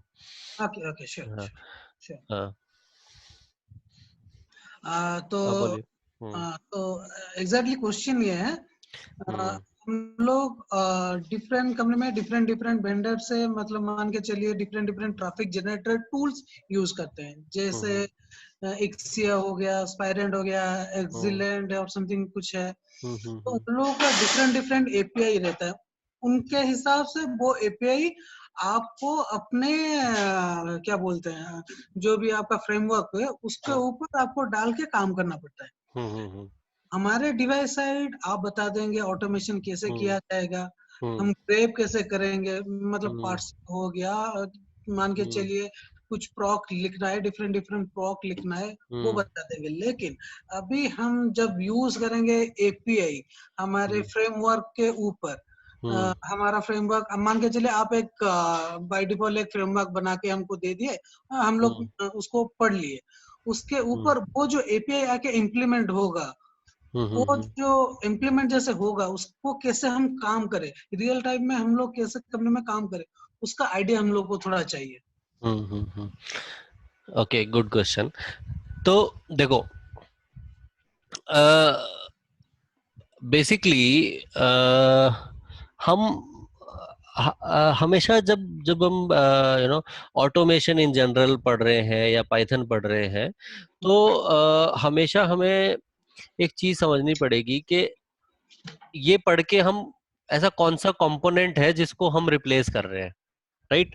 ओके। पूरा जो एक प्रोसेस है हमारा कि भाई आपको जो जो रिक्वायरमेंट्स आती है टेस्टिंग, फॉर एग्जांपल आपका टेस्टिंग एनवायरनमेंट है, तो आपके एनवायरनमेंट में जो आपको रिक्वायरमेंट आती है और उस रिक्वायरमेंट के बेसिस के ऊपर आप जो 5 या 6 चीजें करते हो उस रिक्वायरमेंट को फुलफिल करने के लिए, जी।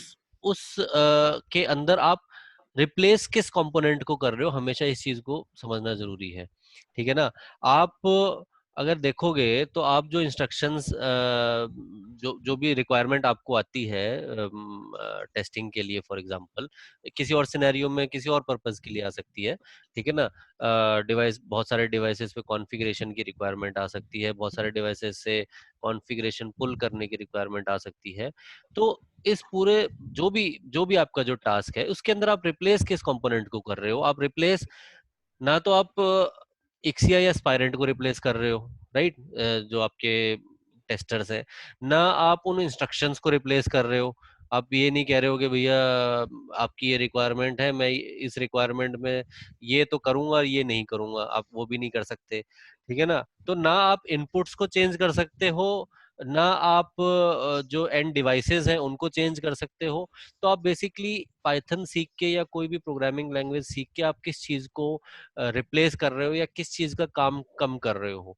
वो जो वो जो चीज है ना, और जिस चीज को आप रिप्लेस कर रहे हो या काम कम कर रहे हो, वो है मैनुअल टास्क, ठीक है। करेक्ट। तो basically Python as a language इतनी वास्ट अब हो चुकी है, या जो इसके लिए जो लिखी हुई जो लाइब्रेरीज हैं वो इतनी वास्ट हो चुकी हैं कि आप जो भी टास्क पॉसिबल आप मतलब सोच सकते हो कि भाई मैनुअल टास्क है, कि भाई मैं पीसी से पीसी के ऊपर लॉगिन करूंगा और अपने पीसी से रिमोट, मान लो यू नो 5 डिवाइसेस हैं, 10 डिवाइसेस हैं, इन रिमोट डिवाइसेस के साथ ये इंटरेक्शंस करूंगा इस टूल को यूज करके या इस सॉफ्टवेयर को या इस प्रोटोकॉल को यूज करके।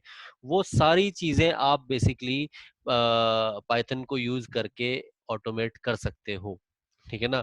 और मैं ये नहीं कहूंगा कि फर्स्ट डे ही आपको ये सारी नॉलेज आ जाएगी कि आप हर कंपोनेंट को रिप्लेस कर दोगे, हर मैनुअल टास्क को आप पाइथन के अंदर ऑटोमेट कर दोगे, लेकिन ओवर द टाइम आपको ये नॉलेज धीरे धीरे धीरे धीरे आप सीखते चले जाओगे, ठीक है। तो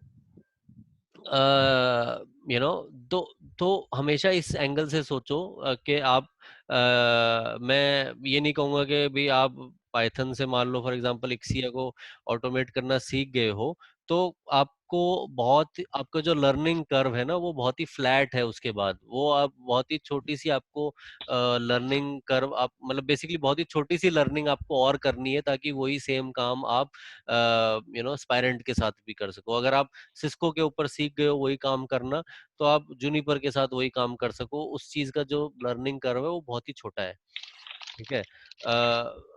तो ऑब्वियसली किसी भी कोर्स के अंदर कोई भी आपको आपके डे टू डे जॉब के अंदर जितने सारे काम आपको करने हैं, वो सारे काम कोई भी आपको 2 या 3 महीने में नहीं सिखा सकता, राइट।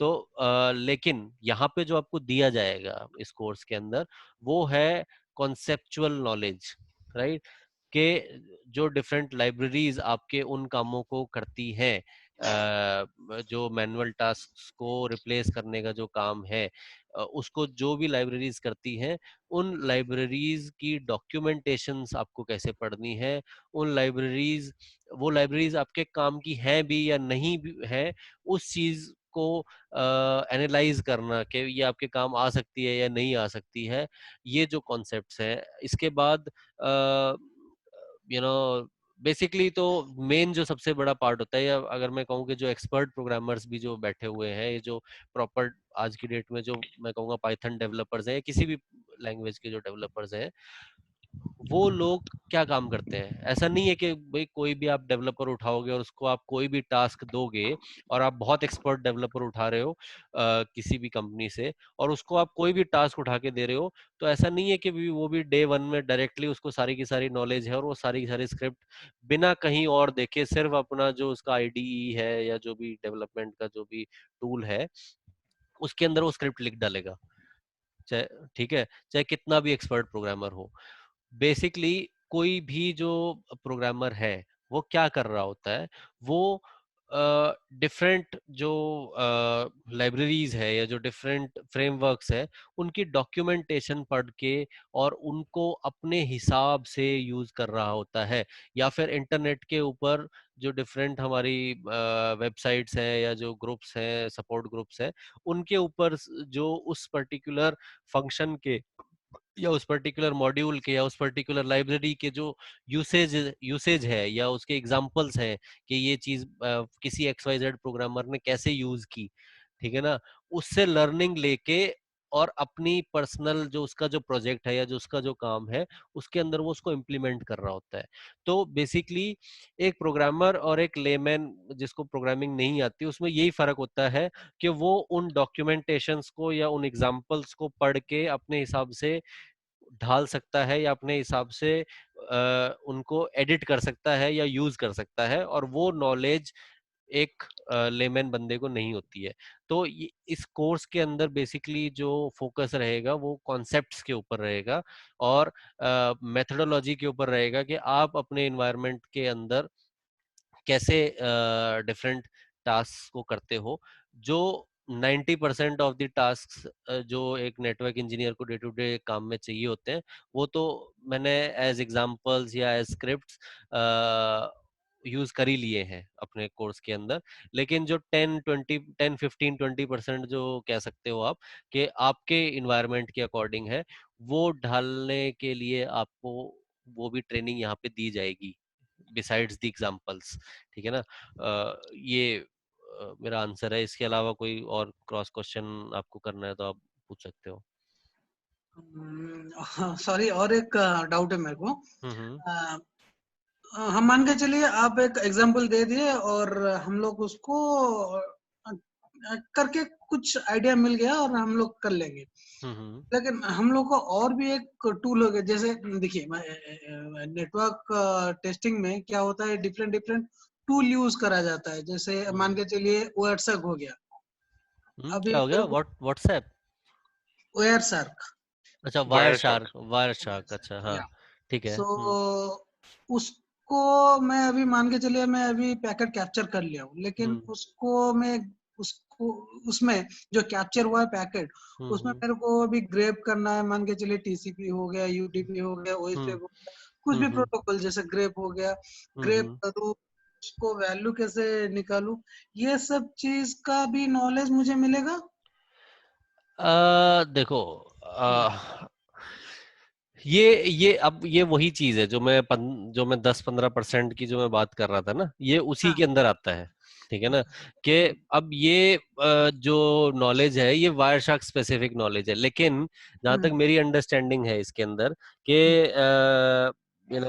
लिनक्स की कुछ कमांड्स होती हैं, जैसे जो कि पीकैप फाइल्स के ऊपर आप रन कर सकते हो। जैसे फॉर एग्जांपल आपको जैसे पैकेट्स के अंदर आपको कोई स्पेसिफिक हेडर्स रिटेन करने हैं और बाकी का जो पैकेट है जिसके अंदर डेटा फील्ड है वो डेटा फील्ड आपको स्ट्रिप ऑफ करनी है, तो इस तरह की कुछ कमांड्स होती हैं, राइट? ऐसे ही कुछ आपका काम होगा ना, करेक्ट करेक्ट।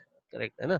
तो वो जो बेसिकली जो कमांड्स हैं वो आप अ, वो भी एक तरह का एक जो बड़ा टास्क है, जो एक बड़ा आपको एक सॉल्यूशन देना है या जो एक बड़ा आपको एक प्रॉब्लम सॉल्व करनी है, अगर आप अपनी किसी भी प्रॉब्लम को या किसी भी बड़े टास्क को डिवाइड कर दो बहुत सारे छोटे छोटे टास्क के अंदर, तो आप ये पाओगे कि ये जो आपने जो प्रॉब्लम पूछी है कि आपको पीकेएफ फाइल्स के साथ डील करना है, तो आप देखोगे कि you can reduce it to the fact that you have to send some particular command according to your requirements on your Linux server, जो कि उसके उस पीकेएफ फाइल के साथ डील करेगा। कि लेट से आपकी रिक्वायरमेंट ऐसी है कि भाई आपको पीकेएफ फाइल में डेटा फील्ड नहीं चाहिए, या आपको आपकी पीकेएफ फाइल में कोई एक्स वाई जेड कुछ भी मॉडिफिकेशन करनी है, राइट? तो बेसिकली अगर आप देखोगे तो आप आपकी जो भी रिक्वायरमेंट्स है उसके अकॉर्डिंग जो भी आपकी कमांड बनेगी उस पीकेएफ फाइल के साथ डील करने की, वो जो पीकेएफ फाइल वो जो कमांड्स हैं वो बनाना तो आप ऑटोमेट कर सकते हो ना, based on your requirements, right? तो या मैं ये नहीं, ऑब्वियसली इसके लिए भी आपको लाइब्रेरीज मिल जाएंगी जो कि पीकेएफ फाइल्स के साथ डील करती होंगी, ठीक है। पर्सनली मेरे को आज तक ऐसी रिक्वायरमेंट नहीं पड़ी, टू बी फ्रैंक, कि मैं पीकेएफ फाइल्स के साथ कुछ करूं। नहीं तो मैं और ज्यादा विद लाइब्रेरी नेम्स आपको मैं रिप्लाई दे देता। लेकिन आप गूगल सर्च करेंगे तो होंगी ऐसी Python libraries. But on the other hand this task can be reduce to the fact के आपको कुछ कमांड्स बनानी है और आपको वो जो कमांड्स हैं वो आपको सर्वर के ऊपर भेजनी है। उस कमांड्स के बेसिस पे कुछ आउटपुट्स आएंगी, राइट? वो जो आउटपुट्स हैं उनको इंटरप्रेट करना है आपको। उन करेक्ट। और वो जो इंटरप्रिटेशन है कि भाई हाँ ये काम हुआ या नहीं हुआ, या इस ये काम होने के बाद ये डेटा आया मेरे पास, उस डेटा के अंदर भी अगर आपको कुछ और चीजें देखनी है कि भाई ये जो डेटा आया इस कमांड के आउटपुट में, इसके अंदर अगर फील्ड की वैल्यू ये हो तो ये एक्शन करना है, अगर फील्ड इस पर्टिकुलर फील्ड की वैल्यू ये हो तो मुझे वाई एक्शन करना है या जेड एक्शन करना है या ए एक्शन करना है। वो सारी चीजें आप ऑब्वियसली अपने स्क्रिप्ट्स के अंदर लिख सकते हो, राइट? तो आपको बेसिकली जो चीज सीखनी है वो ये है कि आप मॉड्यूलैरिटी कैसे लेके आ सकते हो, एक बड़े टास्क के को छोटे टास्क के अंदर कैसे डिवाइड करके और उन पर्टिकुलर छोटे छोटे टास्क को कैसे ऑटोमेट कर सकते हो या उनके रिलेटेड कैसे स्क्रिप्ट्स लिख सकते हो, ताकि उन सारी जो छोटी छोटी कंपोनेंट्स है या जो छोटे छोटे स्क्रिप्ट्स हैं उन सबको आप एक फाइनल एक कंबाइन करके अपना पूरा जो मेजर टास्क है उसको आप कंप्लीट कर सकते हो। ठीक है ना? Did I make sense? यार हम्म। अमित जी, सॉरी, और एक मेरे को डाउट है। हाँ हाँ हाँ हाँ, पूछो पूछो पूछो। हाँ, क्योंकि देखिए, और एक और चीज जो मैं अभी आपने ये बात बोली तो मुझे याद आई कि जो हमारा पहला मॉड्यूल है, राइट? उस पहले जो एक दो मॉड्यूल्स हैं उसके अंदर मैं बहुत ज्यादा इनकरेज करता हूँ स्टूडेंट्स को कि मैक्सिमम डाउट्स पूछो, राइट? क्योंकि जैसे अगर आप एक एक अपना रियल वर्ल्ड एग्जांपल लें कि जैसे छोटा बच्चा होता है, वो वो दुनिया के बारे में सीख रहा होता है, वो अपनी नेटिव लैंग्वेज सीख रहा होता है, मदर टंग लैंग्वेज सीख रहा होता है। तो वो जो छोटा बच्चा है ना, वो जैसे कहते हैं ना, ये जो 4-5 एक साइंटिफिक फैक्ट है कि जो 4-5 साल के बच्चे होते हैं ना, वो सबसे ज्यादा क्वेश्चंस पूछते हैं, like they can even go up to 1000 questions per day. ठीक है ना? तो वो जो छोटे बच्चे होते हैं वो इतने सारे क्वेश्चन इसलिए पूछते हैं, जो ये 5-6 साल 9 साल तक की जो एज होती है बच्चों की, उस टाइम पे उनके दिमाग की डेवलपमेंट हो रही होती है, या उनके दिमाग में ये दुनिया जो है अपनी वो कैसे चल रही है उसका एक खांचा तैयार हो रहा होता है। अपना जो सिस्टम है, वर्ल्डली सिस्टम, वो उनके ब्रेन में तैयार हो रहा होता है, राइट? तो उसी अप्रोच को अगर हम यहाँ पे फॉलो करें कि आपको पाइथन के बारे में सीखना है तो मैक्सिमम क्वेश्चंस आप पूछें इस पर्टिकुलर टाइम के अंदर, ताकि बाद में आपको उतना ही कम एफर्ट डालना पड़े। वो अपना आपका बेस स्ट्रांग हो गया तो ऊपर दीवार खड़ी करने में आपको आसानी हो। ओके, तो जी, हाँ, आप कंटिन्यू करो आपका जो भी क्वेश्चन था अभी। तो अमित जी, मैं क्या बोल रहा था, देखिए, अभी हम लोग डायरेक्ट रेप्लिकेट नहीं कर सकते हैं। जैसे मान के चले मैं क्या काम कर रहा हूँ और बाकी लोग जो ग्रुप में हैं, वो क्या काम कर रहे हैं, वो जो डिवाइस वो काम कर रहे हैं, वो उसको हम रिप्लिकेट नहीं कर सकते हैं और डायरेक्ट उसको जाके रेप्लिकेट करके उसके अंदर जाके ऑटोमेशन नहीं कर सकते। लेकिन हम लोग ये कर सकते हैं, एक लाइनक्स सर्वर क्रिएट कर सकते हैं, हम्म। उसमें 2 होस्ट लगा सकते हैं और हम्म। एक होस्ट आपकी आवाज ब्रेक हो से रही है, पिंग करा सकते हैं और थोड़ा रिपीट मान करोगे? के आपकी चलिए। आवाज ब्रेक जी, हो गई, ओके। थोड़ा सा पीछे से तो रिपीट करना। हाँ, ओके, 2 तो होस्ट मैं लगा क्या, सकते हैं, उसके बाद आगे बताना। जी, तो अभी अगर मान के चलिए एक मेरा लाइनक्स मशीन हो गया, उसके साथ हम्म। 2 होस्ट लगा लिए, हम्म। तो एक होस्ट पिंग करा रहा हूँ, नहीं तो टीसीपी का कुछ पैकेट भेज रहा हूँ या एचपिंग का कुछ पैकेट भेज रहा हूँ, और हम्म। दूसरे एंड में हम जाके उसको रिसीव कर रहे हैं, उसको हम्म। चेक कर रहे हैं, जब हम्म।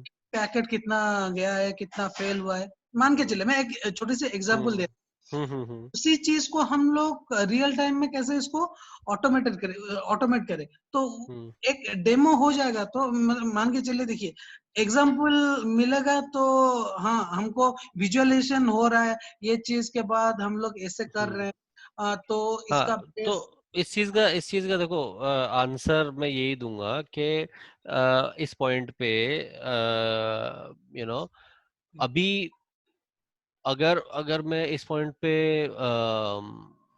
इस पॉइंट पे जैसे आपको भी आइडिया नहीं है कि पाइथन जैसे आपको एक कंप्लीट एक आइडिया तो होगा ऑब्वियसली, ठीक है, लेकिन एक जी कंप्लीट आइडिया नहीं है कि पाइथन किस तरह से काम करती है और किस तरह से आप उसको यूज कर सकते हो, ठीक है ना।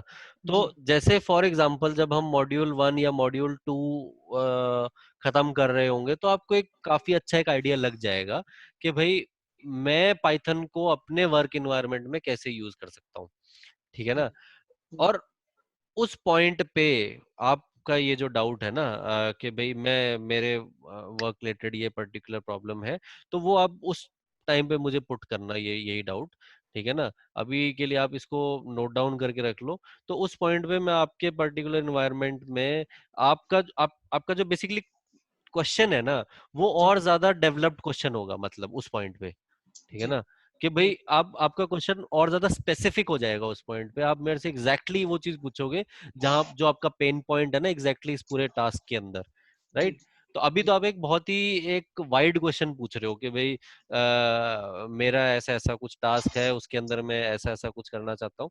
तो वो बहुत ही वाइड है अभी इस पॉइंट पे। मैं भी आपके वर्क एनवायरनमेंट का एग्जैक्टली क्या प्रॉब्लम है वो नहीं समझ सकता हूँ। और ऑब्वियसली अगर आपको यू नो वैसी कोई प्रॉब्लम ना हो तो आप अपनी स्क्रीन शेयर करके मुझे दिखा भी सकते हो यार, मैं उतना भी सपोर्ट कर दूंगा, ठीक है ना। जी वो एक डिफरेंट चीज है। जी ओके। तो और कुछ, और किसी को कोई डाउट? एक्चुअली वो वही मेरे को चाहिए था एक तो जो हो जो हम डेमो दें या कुछ भी दें हम्म। प्रैक्टिकली वो लगे हाँ ऐसा हो सकता है और लिनक्स या पीसी ये तो हम लोग ऐसा ही यूज कर सकते हैं मतलब अपने पीसी को हम लोग हम्म। सर्वर या कुछ भी बना हम्म सकते हैं और उसमें ऑटोमेशन ऑटोमेटेड कर ले या हाँ कुछ ऐसा मैं आपको मुझे लगता है मैं आपको कुछ चीज मेरे को दिखानी थी, वो भी मैं आपको दिखाता हूँ इस पॉइंट पे कि ये एक हमारी टोपोलॉजी है, जो एक बेसिक टोपोलॉजी है जो हम यूज करेंगे ड्यूरिंग द कोर्स, जी ठीक है। एक ये टोपोलॉजी है, एक और बड़ी थोड़ी सी टोपोलॉजी है जो कि हम बाद में यूज करेंगे, ठीक है। तो बेसिकली हम जो भी काम करने वाले हैं, शायद मैंने अभी तक इतने अच्छे से आपको नहीं बताया था, तो मैं इसके ऊपर और फोकस करता हूँ अभी कि जो मैं कहता हूँ कि जो थ्योरी पार्ट है, जैसे मैं कहता हूँ कि कोर्स में थ्योरी पार्ट है, वो भी एग्जैक्टली कोई थ्योरी पार्ट नहीं है, राइट। टेक्निकल ट्रेनिंग जो है ना, जी टेक्निकल ट्रेनिंग अगर प्रैक्टिकल नहीं होगी तो उस वो ट्रेनिंग है ना कचरे के डब्बे में डाल सकते हो आप, ठीक है। जी जी तो जब मैं कहता हूँ कि भाई कोई थ्योरी पार्ट है कोर्स के अंदर, तो उधर भी मैं यही कहना चाह रहा हूँ कि भाई मैं एक छोटा सा कॉन्सेप्ट आपको बताऊंगा और वो कॉन्सेप्ट आप साथ की साथ आप अपने कंप्यूटर के ऊपर या अपने पीसी के ऊपर उस चीज को करेंगे। फॉर एग्जाम्पल जब हम मॉड्यूल 1 भी करेंगे ना, तो मॉड्यूल 1 के अंदर भी क्वेश्चंस मैं जैसे जैसे ही कोई कॉन्सेप्ट पढ़ाया उसके साथ साथ मैंने क्वेश्चंस प्री प्लान लिखे हुए हैं। वो क्वेश्चंस मैं होमवर्क भी नहीं देता हूँ, ठीक है। जी मुझे पता है कितना होमवर्क करने वाले लोग हैं, ये चीज मैं पहले देख चुका हूँ कि होमवर्क कोई नहीं करता है, ठीक है ना। तो मैंने वो क्वेश्चंस ये जब कोर्स बनाया तो मैंने क्वेश्चंस एम्बेड कर दिए इसी के अंदर कि आपको उसी टाइम मैं आपको 5 मिनट दूंगा एक क्वेश्चन पुटअप करने के बाद, आपको उसी टाइम उसका आंसर निकालना है और आप मुझे चैट में वो आंसर भेज सकते हो, ठीक है। और इसी तरह से गोइंग फर्दर अभी मैं आपको जैसे हमने कुछ एक दो स्क्रिप्ट्स पढ़ी, तो मैं आपको जो जैसे फॉर एग्जांपल आज हमने 5 स्क्रिप्ट्स पढ़ी, ठीक है ना। तो उन 5 अलग अलग स्क्रिप्ट्स में जो अलग अलग कंपोनेंट्स थे, उन कंपोनेंट्स को यूज करके मैं आपको एक छठी स्क्रिप्ट लिखने के लिए होमवर्क में दे दिया करूंगा, जी ठीक है। तो इस तरह से हमारा काम चलेगा। बहुत ही प्रैक्टिकल कोर्स है ये, ठीक है। तो आपको खुद बहुत ज्यादा क्लैरिटी आ जाएगी अपने आप ही, मतलब एक दो एक महीना अराउंड, यानी कि 4 हफ्ते 4 वीकेंड्स हम इसके अंदर स्पेंड कर लेंगे, सैटरडेज एंड संडेज 4 4 घंटे। तो एक महीने के अंदर ही आपको बहुत ज्यादा समझ में आ जाएगा कि भाई आपके पर्टिकुलर एनवायरनमेंट के अंदर ये चीजें कैसे काम करेंगी। ठीक है। अच्छा सर, ये जीएनएस पे है क्या बनाया आपने लैब ये? हाँ हाँ हाँ हाँ हाँ, ये तो जीनस अच्छा पे। ठीक है, अ, हम्म। तो आप ये हमें फाइल देंगे राइट? हाँ तो हाँ, इसको सब कुछ, सब हमको वापस सब से, सब मिलेगा, हमें सब वापस से मिलेगा। बनाने की जरूरत नहीं है ना इसमें? ओके नहीं ठीक नहीं है। नहीं नहीं।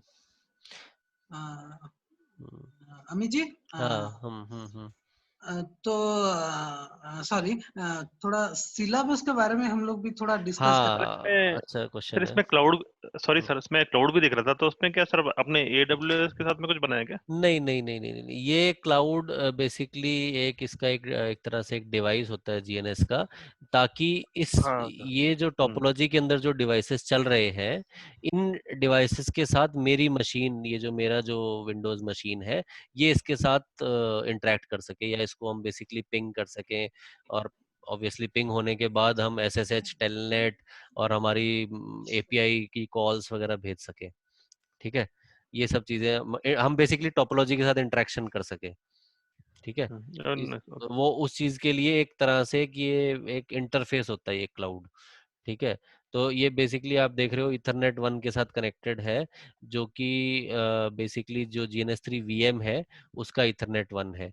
अगर मैं यहाँ पे लिखूँ IF config, तो ये जो हमारा इथरनेट वन आपको दिख रहा है ना, इसके ऊपर मेरा माउस वो हो रहा है, एक सेकेंड। ये जो इथरनेट वन है, ठीक है, ये और ये जो इथरनेट वन है, वो बेसिकली अगर मैं यहाँ पे दिखाऊं आपको,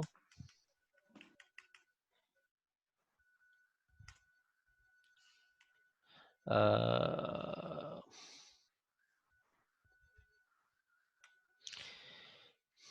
इस का आईपी क्या था, 192.168.0.50 है ना इस इंटरफेस का आईपी। तो ये बेसिकली मेरा जो वीएम नेट इंटरफेस है, ये उसी रेंज में है, वीएम नेट 8। ठीक है। तो बेसिकली ये एक पाथ है ताकि मैं अपनी टोपोलॉजी के साथ इंटरेक्ट कर सकूं। तो ये पूरा सेटअप मैं आपको बताऊंगा, वीडियोस मैं दूंगा, उसके अंदर ये पूरा सेटअप स्टेप बाय स्टेप आपको कैसे करना है, वो इंफॉर्मेशन होगी पूरी उसके अंदर। ठीक है, ये है ओके सर। VMNet 2 है, VMNet 2 का जैसे ये वाला आईपी है। ठीक है ना। तो इसी इसी रेंज के अंदर हम राउटर, पहला जो राउटर है हमारा टोपोलॉजी के अंदर, ये वाला मैनेजमेंट राउटर, तो ये जो इंटरफेस है बेसिकली इसको भी हम इसी रेंज में आईपी देते हैं, ताकि हम अपनी टोपोलॉजी तक पहुंच सकें। फिर आगे जो राउटिंग है वो तो ये राउटर कर ही देता है। ठीक है। ओके। तो इस टाइप से पूरा सेटअप होता है, ये सेटअप ओके है एंड मतलब ये। हम्म। ठीक है, और ठीक है कुछ? सर। हाँ हाँ सर, और वो मतलब हम पाइथन से कैसे पुश करेंगे, ठीक है, ऑब्वियसली वो हाँ तो हाँ नेक्स्ट हाँ नेक्स्ट चैप्टर में कवर होगा। ओके ठीक हाँ है। हाँ हाँ, वो चीज़ें भी होंगी, और भी जो सॉफ्टवेयर्स चाहिए इसके अलावा, ठीक है ना, वो सब भी मैं आपको टाइम टू टाइम बताऊंगा। ठीक है। ये विजुअल स्टूडियो कोड हम एज IDE यूज करेंगे। ठीक है ना। तो अभी इस क्लास के अंदर वैसे तो हमने ज़्यादातर क्वेरीज वगैरह को एड्रेस किया है। ठीक है, कल शायद कुछ और स्टूडेंट्स भी ज्वाइन करेंगे, तो कल मैं इस सेशन का एक रिकैप दूंगा और आगे की बातें बताऊंगा। ठीक है। अच्छा। तो ये है विजुअल स्टूडियो कोड जो स्क्रीन के ऊपर दिख रहा है आपको। ठीक है, मैंने पाइथन अपनी अनइंस्टॉल कर दी थी ताकि सबका मैं इंस्टॉलेशन करवाऊँ। ठीक है। तो बाकी इस तरह से हम इसके अंदर स्क्रिप्ट्स लिखेंगे कि जैसे ये कुछ एक बेसिक सी स्क्रिप्ट मैंने लिखी हुई है। ठीक है। तो जैसे एक पुराने बैच का मैं आपको एक फोल्डर दिखाऊं, तो इस तरह से आप देख सकते हो कि ये इतना बड़ा आपका फोल्डर और इतनी सारी स्क्रिप्ट्स हम लिख डालेंगे इसके अंदर। ठीक है, पूरे कोर्स के अंदर। ठीक है। तो ये है। ओके हाँ। सर, ये ओरेकल वर्चुअल बॉक्स जैसे ही है क्या? नहीं नहीं नहीं नहीं, वर्चुअल बॉक्स ये तो ये होता है, VMware होता है वर्चुअल बॉक्स की ओके तरह। ठीक ठीक है। है ना, ये ओके। विजुअल स्टूडियो कोड है, जो कि एक तरह से एक IDE इनको बोलते हैं। IDEs बेसिकली क्या होते हैं, कोई किसी भी तरह का कोड, किसी भी लैंग्वेज का कोड लिखने के लिए आप IDEs का यूज करते हो। तो ये एक ऐसा सॉफ्टवेयर होता है जो कि कोड लिखने में आपकी हेल्प करता है बेसिकली। ठीक है ना। और इसके अंदर कोड को रन करने से रिलेटेड या कोड को प्रोसेस करने से रिलेटेड या एरर चेकिंग करने से रिलेटेड बहुत सारे फीचर्स होते हैं इसके अंदर, ठीक है ना। तो ओके इस चीज के लिए आप विजुअल स्टूडियो कोड यूज करते हो, ठीक है। ओके। हम्म। नहीं सर, हम लोग डायरेक्टली भी कर सकते हैं, आई थिंक ये आईडी जो हाँ, ऐसे अ, करने को तो हम ये नोटपैड पाइथन। प्लस प्लस पे भी लिख सकते हैं। हाँ पाइथन हाँ। का हम वो भी यूज कर सकते हैं, बट उधर जो है आपको किसी तरह की हेल्प नहीं मिलती है। उसके अंदर बेसिकली एक्सपर्ट प्रोग्रामर्स भी उसको यूज नहीं करते, ठीक है ना। वो ओके ओके। बेसिकली छोटी छोटी चीजें लिखने के लिए इनिशियली यूजर्स जो इनिशियली जो सीख रहे होते हैं पाइथन, वो कोई वीडियो वीडियो देख के उसको यूज कर लेते हैं, बट उसका कोई इतना यूज नहीं ठीक है होता। ठीक है, मतलब इसमें ऑलरेडी पैकेजेस और लाइब्रेरी पहले से ही होते हैं, राइट, जिसको हम एडिट नहीं कर सकते हैं। नहीं नहीं नहीं, ऐसा भी नहीं अच्छा। होता, ऐसा भी नहीं होता। ये बेसिकली जो प्रोग्रामिंग लैंग्वेज है उसकी सिमेंटिक्स की नॉलेज होती है इसके अंदर, ठीक है ना। तो अच्छा। ओके। और आपको जैसे ये हेल्प कर देता है कि आपने जैसे कोई वेरिएबल क्रिएट किया, तो वो वेरिएबल कहीं पे कॉल करना है, तो आप आधा आधा टाइप करेंगे तो इतने में वो सजेस्ट कर देगा आपको। इस टाइप की हेल्प मिलती है, बेसिकली आप कोड फास्ट लिख सके और एरर फ्री लिख सके, इस चीज के लिए हेल्प ओके ओके। मिलता है आपको, ठीक है। ओके। हम्म। ठीक है। और कोई क्वेश्चन? अमित जी थोड़ा वो हाँ, टॉपिक। सिलेबस सिलेबस सिलेबस, हाँ मैं भूल गया था। सॉरी। ठीक है। हाँ, तो ये अपना सर सिलेबस ये है। थोड़ा सा, इफ यू डोंट माइंड, ये थोड़ा सा मतलब ये जो है, ये आप बाद में भी एक्सप्लेन करेंगे ना, टोपोलॉजी कैसे बनाई है। हाँ हाँ हाँ, पूरी ओके ठीक है ठीक है। आपको ठीक है। वीडियोस मिलेंगी एक एक चीज की, ठीक है। श्योर और श्योर। आपको उसके बाद भी अगर प्रॉब्लम आएगी तो वो चीज़ भी मैं आपको एक्सप्लेन करूंगा कि, हम्म। क्योंकि कई बार क्या होता है कि कोई बंदा तो उसे क्विकली फटाफट कर लेता है इंस्टॉल और सेटअप, कोई नहीं कर पाता है, या किसी कंप्यूटर में कोई पीसी में कोई प्रॉब्लम आ जाती है इस टाइप से, ठीक है ना। जैसे GNS3 का एक एक छोटी सी चीज़ मैं आपको बता दूं कि GNS3 अगर आप यूज़ कर रहे हैं तो आपको जो अगर आप विंडोज की जो फायरवॉल है वो आपको डीएक्टिवेट करनी पड़ती है। आपको मोस्ट प्रोबेबली अपने एंटीवायरस में तो कुछ इतने मॉडिफिकेशन नहीं करने पड़ते, क्योंकि जो मॉडर्न एंटीवायरसेस हैं उनमें प्रॉब्लम नहीं आती है, ये मैंने कभी देखी नहीं पर्सनली किसी स्टूडेंट के केस में। बट ये है कि आपको विंडोज फायरवॉल डीएक्टिवेट करनी पड़ती है। तो ये जैसी छोटी मोटी चीजें हैं, इसमें आप अगर आप अटकोगे भी तो हम बताएंगे वो चीज़, ठीक है, मैं बताऊंगा, ठीक है। तो इसके बाद सिलेबस के ऊपर आते हैं, ठीक है ना। तो सिलेबस जो है, एक सेकेंड,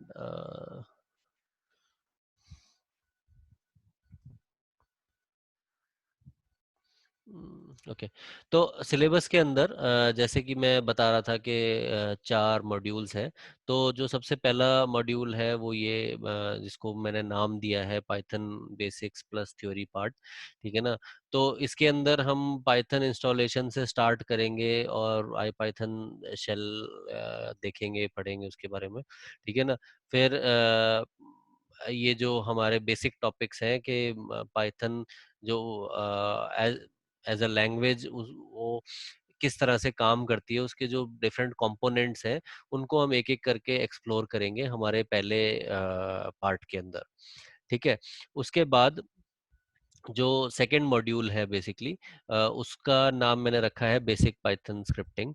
इसके अंदर हम ज़्यादातर जो हमारी स्क्रिप्ट्स हैं, हम इसके अंदर बहुत सारी स्क्रिप्ट्स लिखने वाले हैं, अराउंड 7-8 स्क्रिप्ट्स लिखने वाले हैं, ठीक है। उन सारी स्क्रिप्ट्स के अंदर हम बेसिकली ज़्यादातर टेलनेट के साथ डील करेंगे, ठीक है, क्योंकि टेलनेट एज अ प्रोटोकॉल भी बहुत सिंपल है, और इसके लिए जो लाइब्रेरी है वो भी बहुत सिंपल है, ताकि हम इन स्क्रिप्ट्स के अंदर सिर्फ ये नहीं है कि टेलनेट के साथ डील करेंगे, हम और भी बहुत सारी चीजें देखेंगे। जैसे कि फॉर एग्जांपल जैसे एक हम स्क्रिप्ट लिखेंगे स्विच की कॉन्फ़िगरेशंस का बैकअप लेने का, तो उसके अंदर हम सिर्फ ये तो सीखेंगे कि भाई टेलनेट करके और कमांड रन करके कैसे आउटपुट लेते हैं, लेकिन हम ये भी सीखेंगे कि हम अ, उस आउटपुट को फाइल्स में कैसे सेव करते हैं, जो कि एक बहुत इंपॉर्टेंट कंपोनेंट है। और वो कंपोनेंट आपके आप कोई भी एप्लीकेशन या कोई भी अपने स्क्रिप्ट बिल्ड करने के लिए चलेंगे तो आपको वो नॉलेज होनी चाहिए, फॉर एग्जांपल। ठीक है, एक छोटा सा एग्जांपल लेके मैं बता रहा हूँ।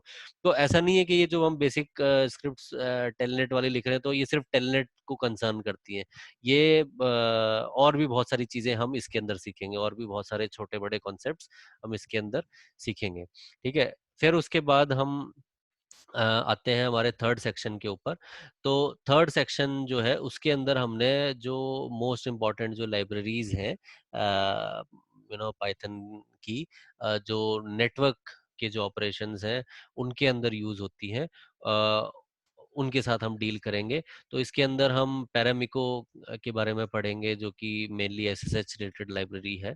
और एसएसएच सेशंस के ऊपर आप कैसे डेटा भेज सकते हैं, उनसे डेटा कैसे रिसीव करते हैं, उसके उससे कंसर्न्ड है। उसके बाद अ, एक एब्स्ट्रैक्शन लेयर जिसे कहते हैं ना, कि भाई एक लेयर और ऊपर जाके हम जो छोटे जो जैसे पैरामिको और टेलनेट के लिए टेलनेट लाइब्रेरी यूज होती है।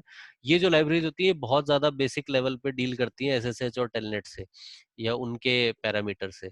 लेकिन और ज्यादा जो डेवलप्ड लाइब्रेरीज है जैसे नेटमिको है, नेपाम है, ठीक है ना, पाई एनटीसी है, ये सारी जो लाइब्रेरीज होती हैं ये थोड़ी सी हायर लेयर पे होती हैं, जिसके अंदर आप ज्यादा डील करते हो कि भाई मेरा पर्टिकुलर ये डिवाइस है, इसके अकॉर्डिंग इस लाइब्रेरी के अंदर ऑलरेडी नॉलेज होगी कि सेशन के अंदर किन चीजों का ध्यान रखना है, सेशन के अंदर से डिफरेंट इंफॉर्मेशन कैसे निकालनी है। ये सब चीजें बहुत ज्यादा इजीली बिल्ड आउट होती हैं इन लाइब्रेरीज के अंदर। तो ये लाइब्रेरीज बहुत जगह यूज होती हैं, इनको भी हम सीखेंगे। ठीक है, इसके बाद हम जाएंगे थ्योरी पार्ट 2 के अंदर। ठीक है, थ्योरी पार्ट 2 के अंदर जो है अगेन कुछ कॉन्सेप्ट्स, बहुत सारे कॉन्सेप्ट्स हम बेसिकली इन्हीं स्क्रिप्ट्स के अंदर कवर कर लेंगे।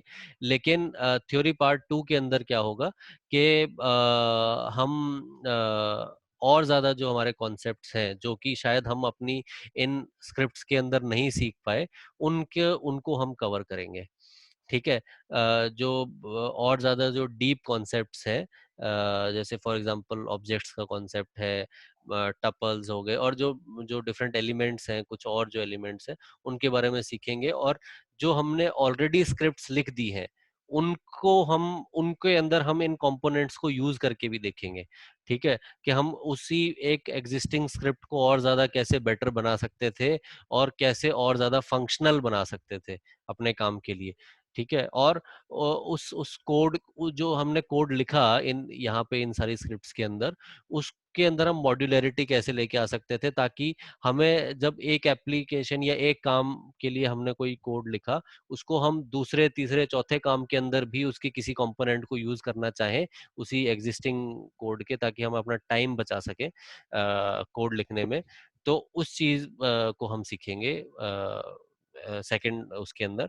इसके अलावा कुछ और इम्पोर्टेंट टॉपिक्स जो होंगे वो है रेगुलर एक्सप्रेशन। रेगुलर एक्सप्रेशन एक ऐसा टॉपिक है जो कि आप किसी भी डोमेन में कुछ भी आप काम कर रहे हो ऑटोमेशन रिलेटेड, तो रेगुलर एक्सप्रेशन एक बहुत ही बेसिक सी चीज है जो आपको काम आएगी। जो लोग ग्रेप की कमांड्स वगैरह यूज करते हैं वो लोग समझते हैं रेगुलर एक्सप्रेशंस का पर्पस। ठीक है, बाकी नॉर्मल हमारी जो राउटिंग स्विचिंग है उसके अंदर भी हम, जैसे एक एग्जांपल के तौर पे, हम कमांड के आउटपुट्स को फिल्टर करने के लिए रेगुलर एक्सप्रेशंस यूज कर सकते हैं। इसके अलावा हम बीजीपी की जो एएस पाथ एक्सेस लिस्ट होती है उसके अंदर हम रेगुलर एक्सप्रेशंस यूज करते हैं। ठीक है, ये कुछ एग्जांपल्स हैं नेटवर्किंग के। लेकिन हम प्रोग्रामिंग के अंदर रेगुलर एक्सप्रेशंस को यूज करके कैसे इंपॉर्टेंट डेटा को बहुत सारे बड़े डेटा में से रिट्रीव या एक तरह से निकाल सकते हैं, वो चीजें हम सीखेंगे इस टॉपिक के अंदर। और लास्ट इन द एंड हम एक करेंगे फाइनल प्रोजेक्ट। ठीक है, फाइनल प्रोजेक्ट बेसिकली एक प्रोजेक्ट है, एक एक बड़े प्रोजेक्ट का पार्ट है, to be frank with you, जिस जो कि मैंने किया था। ठीक है, तो उसके अंदर मैंने कैसे पूरी स्क्रिप्ट उसके डिफरेंट मतलब एक छोटी सी स्क्रिप्ट से मैंने कैसे स्टार्ट किया, उसको कैसे टेस्ट किया अपने नेटवर्क के ऊपर, और फिर मैं उस स्क्रिप्ट को डेवलप करते करते करते उसके अंदर बहुत सारे और फीचर्स ऐड करता चला गया। एक ही स्क्रिप्ट के अंदर मैंने बहुत सारी चीजें कर दी। वो हम देखेंगे कि ताकि आप भी उस मेथोडोलॉजी को सीख के आप अपने प्रोजेक्ट्स कर सके। ठीक है, तो ये सब चीजें हम सीखेंगे लास्ट इसके अंदर। ठीक है, तो कोई क्वेश्चन इससे related? Sorry Amit ji, again Sumit. हाँ हाँ, बोलो बोलो। अमित जी, सो एक्चुअली हम लोग क्या करते हैं ना, हमारे जो नेटवर्क ऑटोमेशन टीम है, उन लोग ज्यादा काम ऊप्स के ऊपर करते हैं। मान के चलिए जैसे क्लास हो गया, ऑब्जेक्ट हो गया, आपका कंस्ट्रक्शन ऑफ ए क्लास हो गया, डिस्ट्रक्टर हो गया, पॉलीमॉर्फिज्म हो गया। सो ये चीज उनको मोस्टली ज्यादा ही चाहिए। एक्चुअली मैं तो इसी मतलब ये जो आप सिलेबस दिखा रहे हैं उसमें कुछ भी मेंशन नहीं हुआ है। सो हम्म थोड़ा हम्म। वरीड हूँ मैं, क्योंकि क्या चीज? पॉलीमर्ज। हाँ जी। क्या चीज मेंशन नहीं हुई है? Oops concept. हाँ, ऑब्जेक्ट वो ओरिएंटेड लैंग्वेज। या हाँ अच्छा, तो ये चीज आपको दिख नहीं रही होगी, लेकिन हाँ ये जो जैसे फॉर एग्जांपल ये टॉपिक है पाइथन ऑब्जेक्ट्स, ठीक हाँ है हाँ ना, तो या ये वो उसी के ऊपर डिस्कशन है, राइट? कि बेसिकली ऑब्जेक्ट्स क्या होते हैं, और पाइथन में हर चीज एक ऑब्जेक्ट होती है, और ऑब्जेक्ट ओरिएंटेड वे में आप कैसे काम करते हो। ठीक है ना, ये टॉपिक दिखने में आपको छोटा सा लग रहा है, इसके अंदर एक बहुत लंबी चौड़ी थ्योरी है। ठीक है, इसके बैकग्राउंड में। क्योंकि हमारा हमारा ऑफिस में ये ज्यादा काम उसके ऊपर ही करते हैं। जैसे आपका पॉलीमॉर्फिज्म हो गया, हम्म, इनहेरिटेंस हो गया, हाँ, ये सब ज्यादा यूज करते हैं हाँ। देखो, रिसेंटली। देखो, अब जी यहाँ पे है ना, ये जो आपने बात पूछी है, ये एक ये थोड़ी सी ना कॉन्ट्राडिक्टिंग सी बात है। कॉन्ट्राडिक्टिंग इन द सेंस के एक तरफ तो आप कहते हो कि भाई मुझे लाइक फॉर एग्जांपल स्क्रिप्टिंग की जीरो नॉलेज है, ठीक है। जी जी एक तरफ जी आप कहते हो कि भाई मैं बिल्कुल उसका जो जो सॉफ्टवेयर डेवलपर है कंपनी के अंदर, मैं जी उसके बराबर की कॉन्सेप्ट को भी करना चाहता हूँ। ठीक है ना, तो ये दोनों चीजें ना एक साथ नहीं हो सकती हैं, एक चीज के जी बाद दूसरी चीज हो सकती है। जी जी जी ओके, तो मतलब ठीक है, आपकी उत्सुकता या वो चीज अपनी जगह पे जायज है, ठीक जी है ना, जी लेकिन आप मैं ये भी नहीं कह रहा कि भाई आपने जो चीजें बोलनी है उससे रिलेटेड मैं कुछ भी नहीं पढ़ाने वाला हूँ, उससे रिलेटेड है इसके अंदर कॉन्सेप्ट्स। ठीक है ना, लेकिन आप पहले कुछ अपनी स्क्रिप्ट्स लिखना सीखोगे, कुछ एक्चुअल काम करना सीखोगे, उसके बाद आप, और उस काम को करते करते भी आपको कुछ दिन हो जाएंगे ना, तब आप ये जो डीपर कॉन्सेप्ट्स है ना, उनको आप एक्चुअल में कहीं अपने उसके अंदर यूज कर पाओगे। ठीक है ना, आप जी बेसिक चीजें नहीं सीखोगे तो वो डीपर कॉन्सेप्ट की कोई आप मोटी सी किताब लेके पढ़ भी लोगे, वो आपके किसी काम की नहीं है। सही ठीक है बात ना। है। हाँ। एक्चुअली मैं रिसेंटली मेरा एक हम्म ऑटोमेशन फ्रेमवर्क का मीटिंग हुआ था 2 घंटा। हम्म हम्म तो उन लोग जो फ्रेमवर्क अभी डेवलप कर रहे हैं ना, हम्म उसके ऊपर वो ओवरऑल एक तो दिए थे, सेशन दिए थे। तो हम्म उसी चीज में उन लोग ज्यादा फोकस कर रहे थे, पॉलीमॉर्फिज्म और इनहेरिटेंस के लिए। मुझे हम्म पता नहीं, क्योंकि आप जानते हैं मुझे डर लगता है, इसीलिए वो नहीं। कुछ नहीं है, वो बहुत बड़े बड़े टर्म्स आपने सुन लिए हैं और उनसे आप डर रहे हो। ठीक है ना, eight the and of the day होता क्या है ठीक है ना, मैं अपने एक्सपीरियंस से बता रहा हूँ। एट द जी एंड ऑफ द डे आप स्क्रिप्ट्स लिखते हो अपने काम को आसान बनाने के लिए। ठीक जी है ना, जी अब ये पॉलीमॉर्फिज्म और ये बस ये बड़े बड़े टर्म्स हैं। ठीक है, जी अंदर जाके आप जब काम करोगे ना, तो आपको बेसिकली कम, देखो, किसी भी टीम के अंदर आप काम करोगे ना, तो उस टीम के अंदर ऑब्वियसली कुछ एक्सपर्ट लोग होंगे, कुछ थोड़े से जूनियर लोग होंगे, और आप भी इसी हायरार्की में कहीं पे होंगे, ऊपर नीचे बीच में कहीं पे भी। ठीक जी है, तो ऑन द फर्स्ट डे तो यू नो अगर एक्सपर्ट प्रोग्रामर भी जो आपकी कंपनी ने जो हायर कर रखा होगा ना, जी उसको भी कंपनी अगर अपने इन्वायरमेंट के हिसाब से ढालना चाहती है या कुछ बताना चाहती है, तो उसको भी कंपनी ट्रेनिंग दिलवाती है, राइट? या उसको ट्रेनिंग नहीं दिलवाती है तो उसमें उस कंपनी में जो एग्जिस्टिंग लोग होते हैं उनसे वो इनपुट्स जरूर लेता है, ठीक है? तो आप इस हायरार्की में आई एम नॉट श्योर आप कहाँ फॉल करते हो, लेकिन आपको या तो इनपुट्स मिलेंगे कि हम एग्जिस्टिंगली इस काम को ऐसे कर रहे हैं और इस काम को हम इस डायरेक्शन में लेके जाना चाहते हैं, ठीक है? और वो इनपुट्स नहीं मिलेंगे तो आपको बेसिकली किसी पॉइंट से स्टार्ट करना पड़ेगा, राइट? खुद सीखना पड़ेगा या एक्चुअली मेरा तो मैनेजर ने वही बोल दिया है, क्लास के ऊपर ज्यादा तुमको काम मिलेगा अगर तुम पाइथन स्टार्ट करो, क्योंकि पाइथन हम लोग को सभी को अभी स्टार्ट करना है। हम्म तो इसी का चलता है मैं डाउट क्लियर कर लिया हूँ आपसे, मतलब हम्म। क्लास के देखो बारे में। या ये जो कोर्स है मैंने आपके दोस्त उदय से भी ये मैं रिकॉर्डिंग चलो चलने दो, जी मेरी पहले बात हुई थी तो मैंने उसे भी बताया था कि जी ये जो कोर्स है this this is a beginner to intermediate. मैं इस कोर्स को बिगिनर कोर्स भी नहीं बोलता, ठीक है? This takes you up to the intermediate level, ठीक है ना? तो ओके और ये लेकिन इसी पॉइंट पे मैं ये भी कह दूं, ये डिस्क्लेमर भी दे दूं कि this is not an expert course also, okay ठीक है ना? But you you are the decision maker at the end. आप भी ये डिसाइड करो कि क्या आप सीधा एक एक्सपर्ट कोर्स उठा के जहाँ पे आपको बेसिक कॉन्सेप्ट्स नहीं बताए जाएंगे, क्या आप उससे सीख सकते हो? अगर आपका आंसर हाँ है तो obviously you can go ahead and join some expert course, ठीक है ना? और मैं भी एक एक्सपर्ट कोर्स डेवलप कर रहा हूँ, ठीक है ना? और मैं जो सिस्को की जो डेवनेट सर्टिफिकेशन है उसका भी कोर्स एक प्रिपेयर कर रहा हूँ, ठीक है? तो आप उनको भी ज्वाइन कर सकते हो, ये कोर्स आप इग्नोर कर सकते हो, लेकिन उन उन कोर्सेज के अंदर भी मैं जहां से बात स्टार्ट करूंगा, राइट, जी जिस पॉइंट से मैं जी बात स्टार्ट करूंगा वो जो पॉइंट है वो इस कोर्स से आगे का पॉइंट होएगा, ठीक है ना? या ओके इस कोर्स के टुवर्ड्स द एंड जो हायर कॉन्सेप्ट्स हमने इस कोर्स में पढ़े हैं उसका उधर से एक पॉइंट स्टार्ट होगा वो, ठीक है ना? वो पॉइंट यहाँ से स्टार्ट नहीं होगा कि पाइथन इंस्टॉल कैसे करनी है और लाइब्रेरीज को इंस्टॉल कैसे करना है, ठीक है ना? वो बेसिक बातें नहीं कर रहे होंगे हम उसके अंदर, ओके ठीक है ओके ना?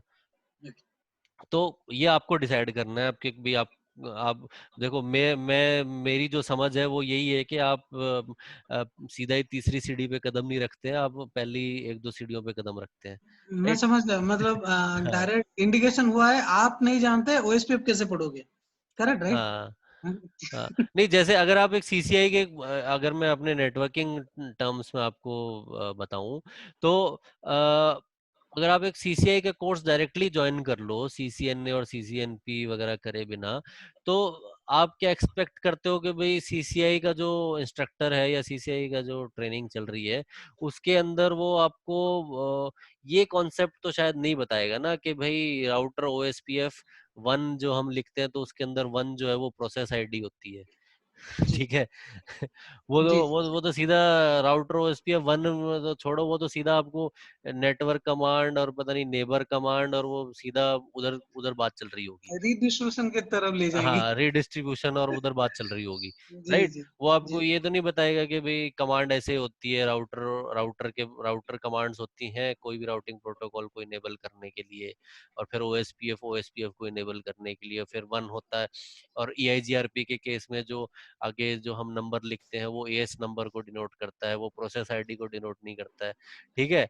ये सब बातें सीसीआई में तो नहीं चल रही होंगी, ये सब बातें तो सीसीएनए में ही कोई बताएगा आपको या सीसीएनपी में कोई बताएगा, जी ठीक है ना? जी तो जी वो आपका डिसीजन है कि आप सीधा अगर सीसीआई का कोर्स ज्वाइन करना चाहते हो, अगर आपको लगता है कर लोगे तो यू आर मोस्ट वेलकम, ठीक है? जी जी। हाँ। तो और किसी को कोई डाउट, आप और आपका कोई और डाउट हो तो वो भी पूछ लो। नहीं, अभी तो क्लियर है। हाँ, जी ठीक है, थैंक यू। डाउट होने चाहिए, अच्छी बात है। I don't I encourage doubts, ठीक है ना? अ, और किसी को कुछ पूछना हो तो पूछना है तो पूछिए, अदरवाइज मेरी तरफ से जो एक इंट्रोडक्शन में मुझे आपको जो इन्फॉर्मेशन देनी थी वो कर दी है मैंने। कल जो है अगर कुछ नए स्टूडेंट्स होंगे तो हम इसका एक बहुत ही ब्रीफ लाइक 15 to 20 मिनट्स के अंदर मैं कोशिश करूंगा ये जो हमने बातें की हैं 1-1.5 घंटे के अंदर उसको मैं समराइज कर दूंगा। और हम आगे पाइथन का इंस्टॉलेशन और कुछ पाइथन के अंदर बेसिक काम हम स्टार्ट कर देंगे हमारे जो भी सिलेबस के अकॉर्डिंग है चीज़ें वो हम स्टार्ट कर देंगे कल की क्लास में। ठीक है Amit ji, हाँ जी। how soon you are coming up with DevNet and the advanced course? यार उस पे काम चल रहा है मेरे को। बेसिकली क्या है कि मैं मेरे साथ थोड़ी सी प्रॉब्लम है कि जब तक कोई चीज़ मुझे मेरे स्टैंडर्ड्स तक फिट नहीं होती मैं स्टार्ट नहीं करता। ठीक है ना। तो उस बेसिकली किसी भी चीज़ का कंटेंट बनाने में ना बहुत टाइम लगता है। ठीक है। मतलब क्या मैं बोलूँगा किस टॉपिक पे मैं बात करूंगा उस पॉइंट तक मुझे लेके जाना होता है उस कोर्स को। तो टाइम लग रहा है उसके अंदर। मैं कोई डेट नहीं दूंगा अभी आपको बट मेरी कोशिश है उसको जल्दी से जल्दी लेके आने की। ठीक है। Okay. हाँ। And this syllabus, whatever you gave, it hmm. will surely covered by 3.5 months, 4 months, like that? या Okay. Okay. Thank हो you, Amit. जाएगा कवर ऑब्वियसली। लेकिन मैं ये भी नहीं कहूंगा कि भाई अगर आप लोग डाउट पूछोगे तो मैं जवाब नहीं दूंगा। मैं उस पर फोकस करूंगा कि सिलेबस जल्दी कंप्लीट हो जाए। तो कई बार ऐसा होता है जैसे बड़ी क्लासेस होती हैं ज़्यादा बच्चे होते हैं तो ज़्यादा ऑब्वियसली ज़्यादा डाउट्स भी होते हैं। तो उस सिनेरियो में टाइम ज़्यादा भी खिंच जाता है। ठीक है। क्योंकि एट एनी पॉइंट मेरा फोकस ये नहीं रहता कि मैं फटाफट करवा दूं कंप्लीट। ठीक है ना। Yeah, समझ में आना भी जरूरी है। correct. Hmm That's why I referred my friends also. हम्म। ठीक है। Okay. और कोई किसी को कुछ पूछना हो तो पूछ सकता है नहीं तो you can drop and we can close the session.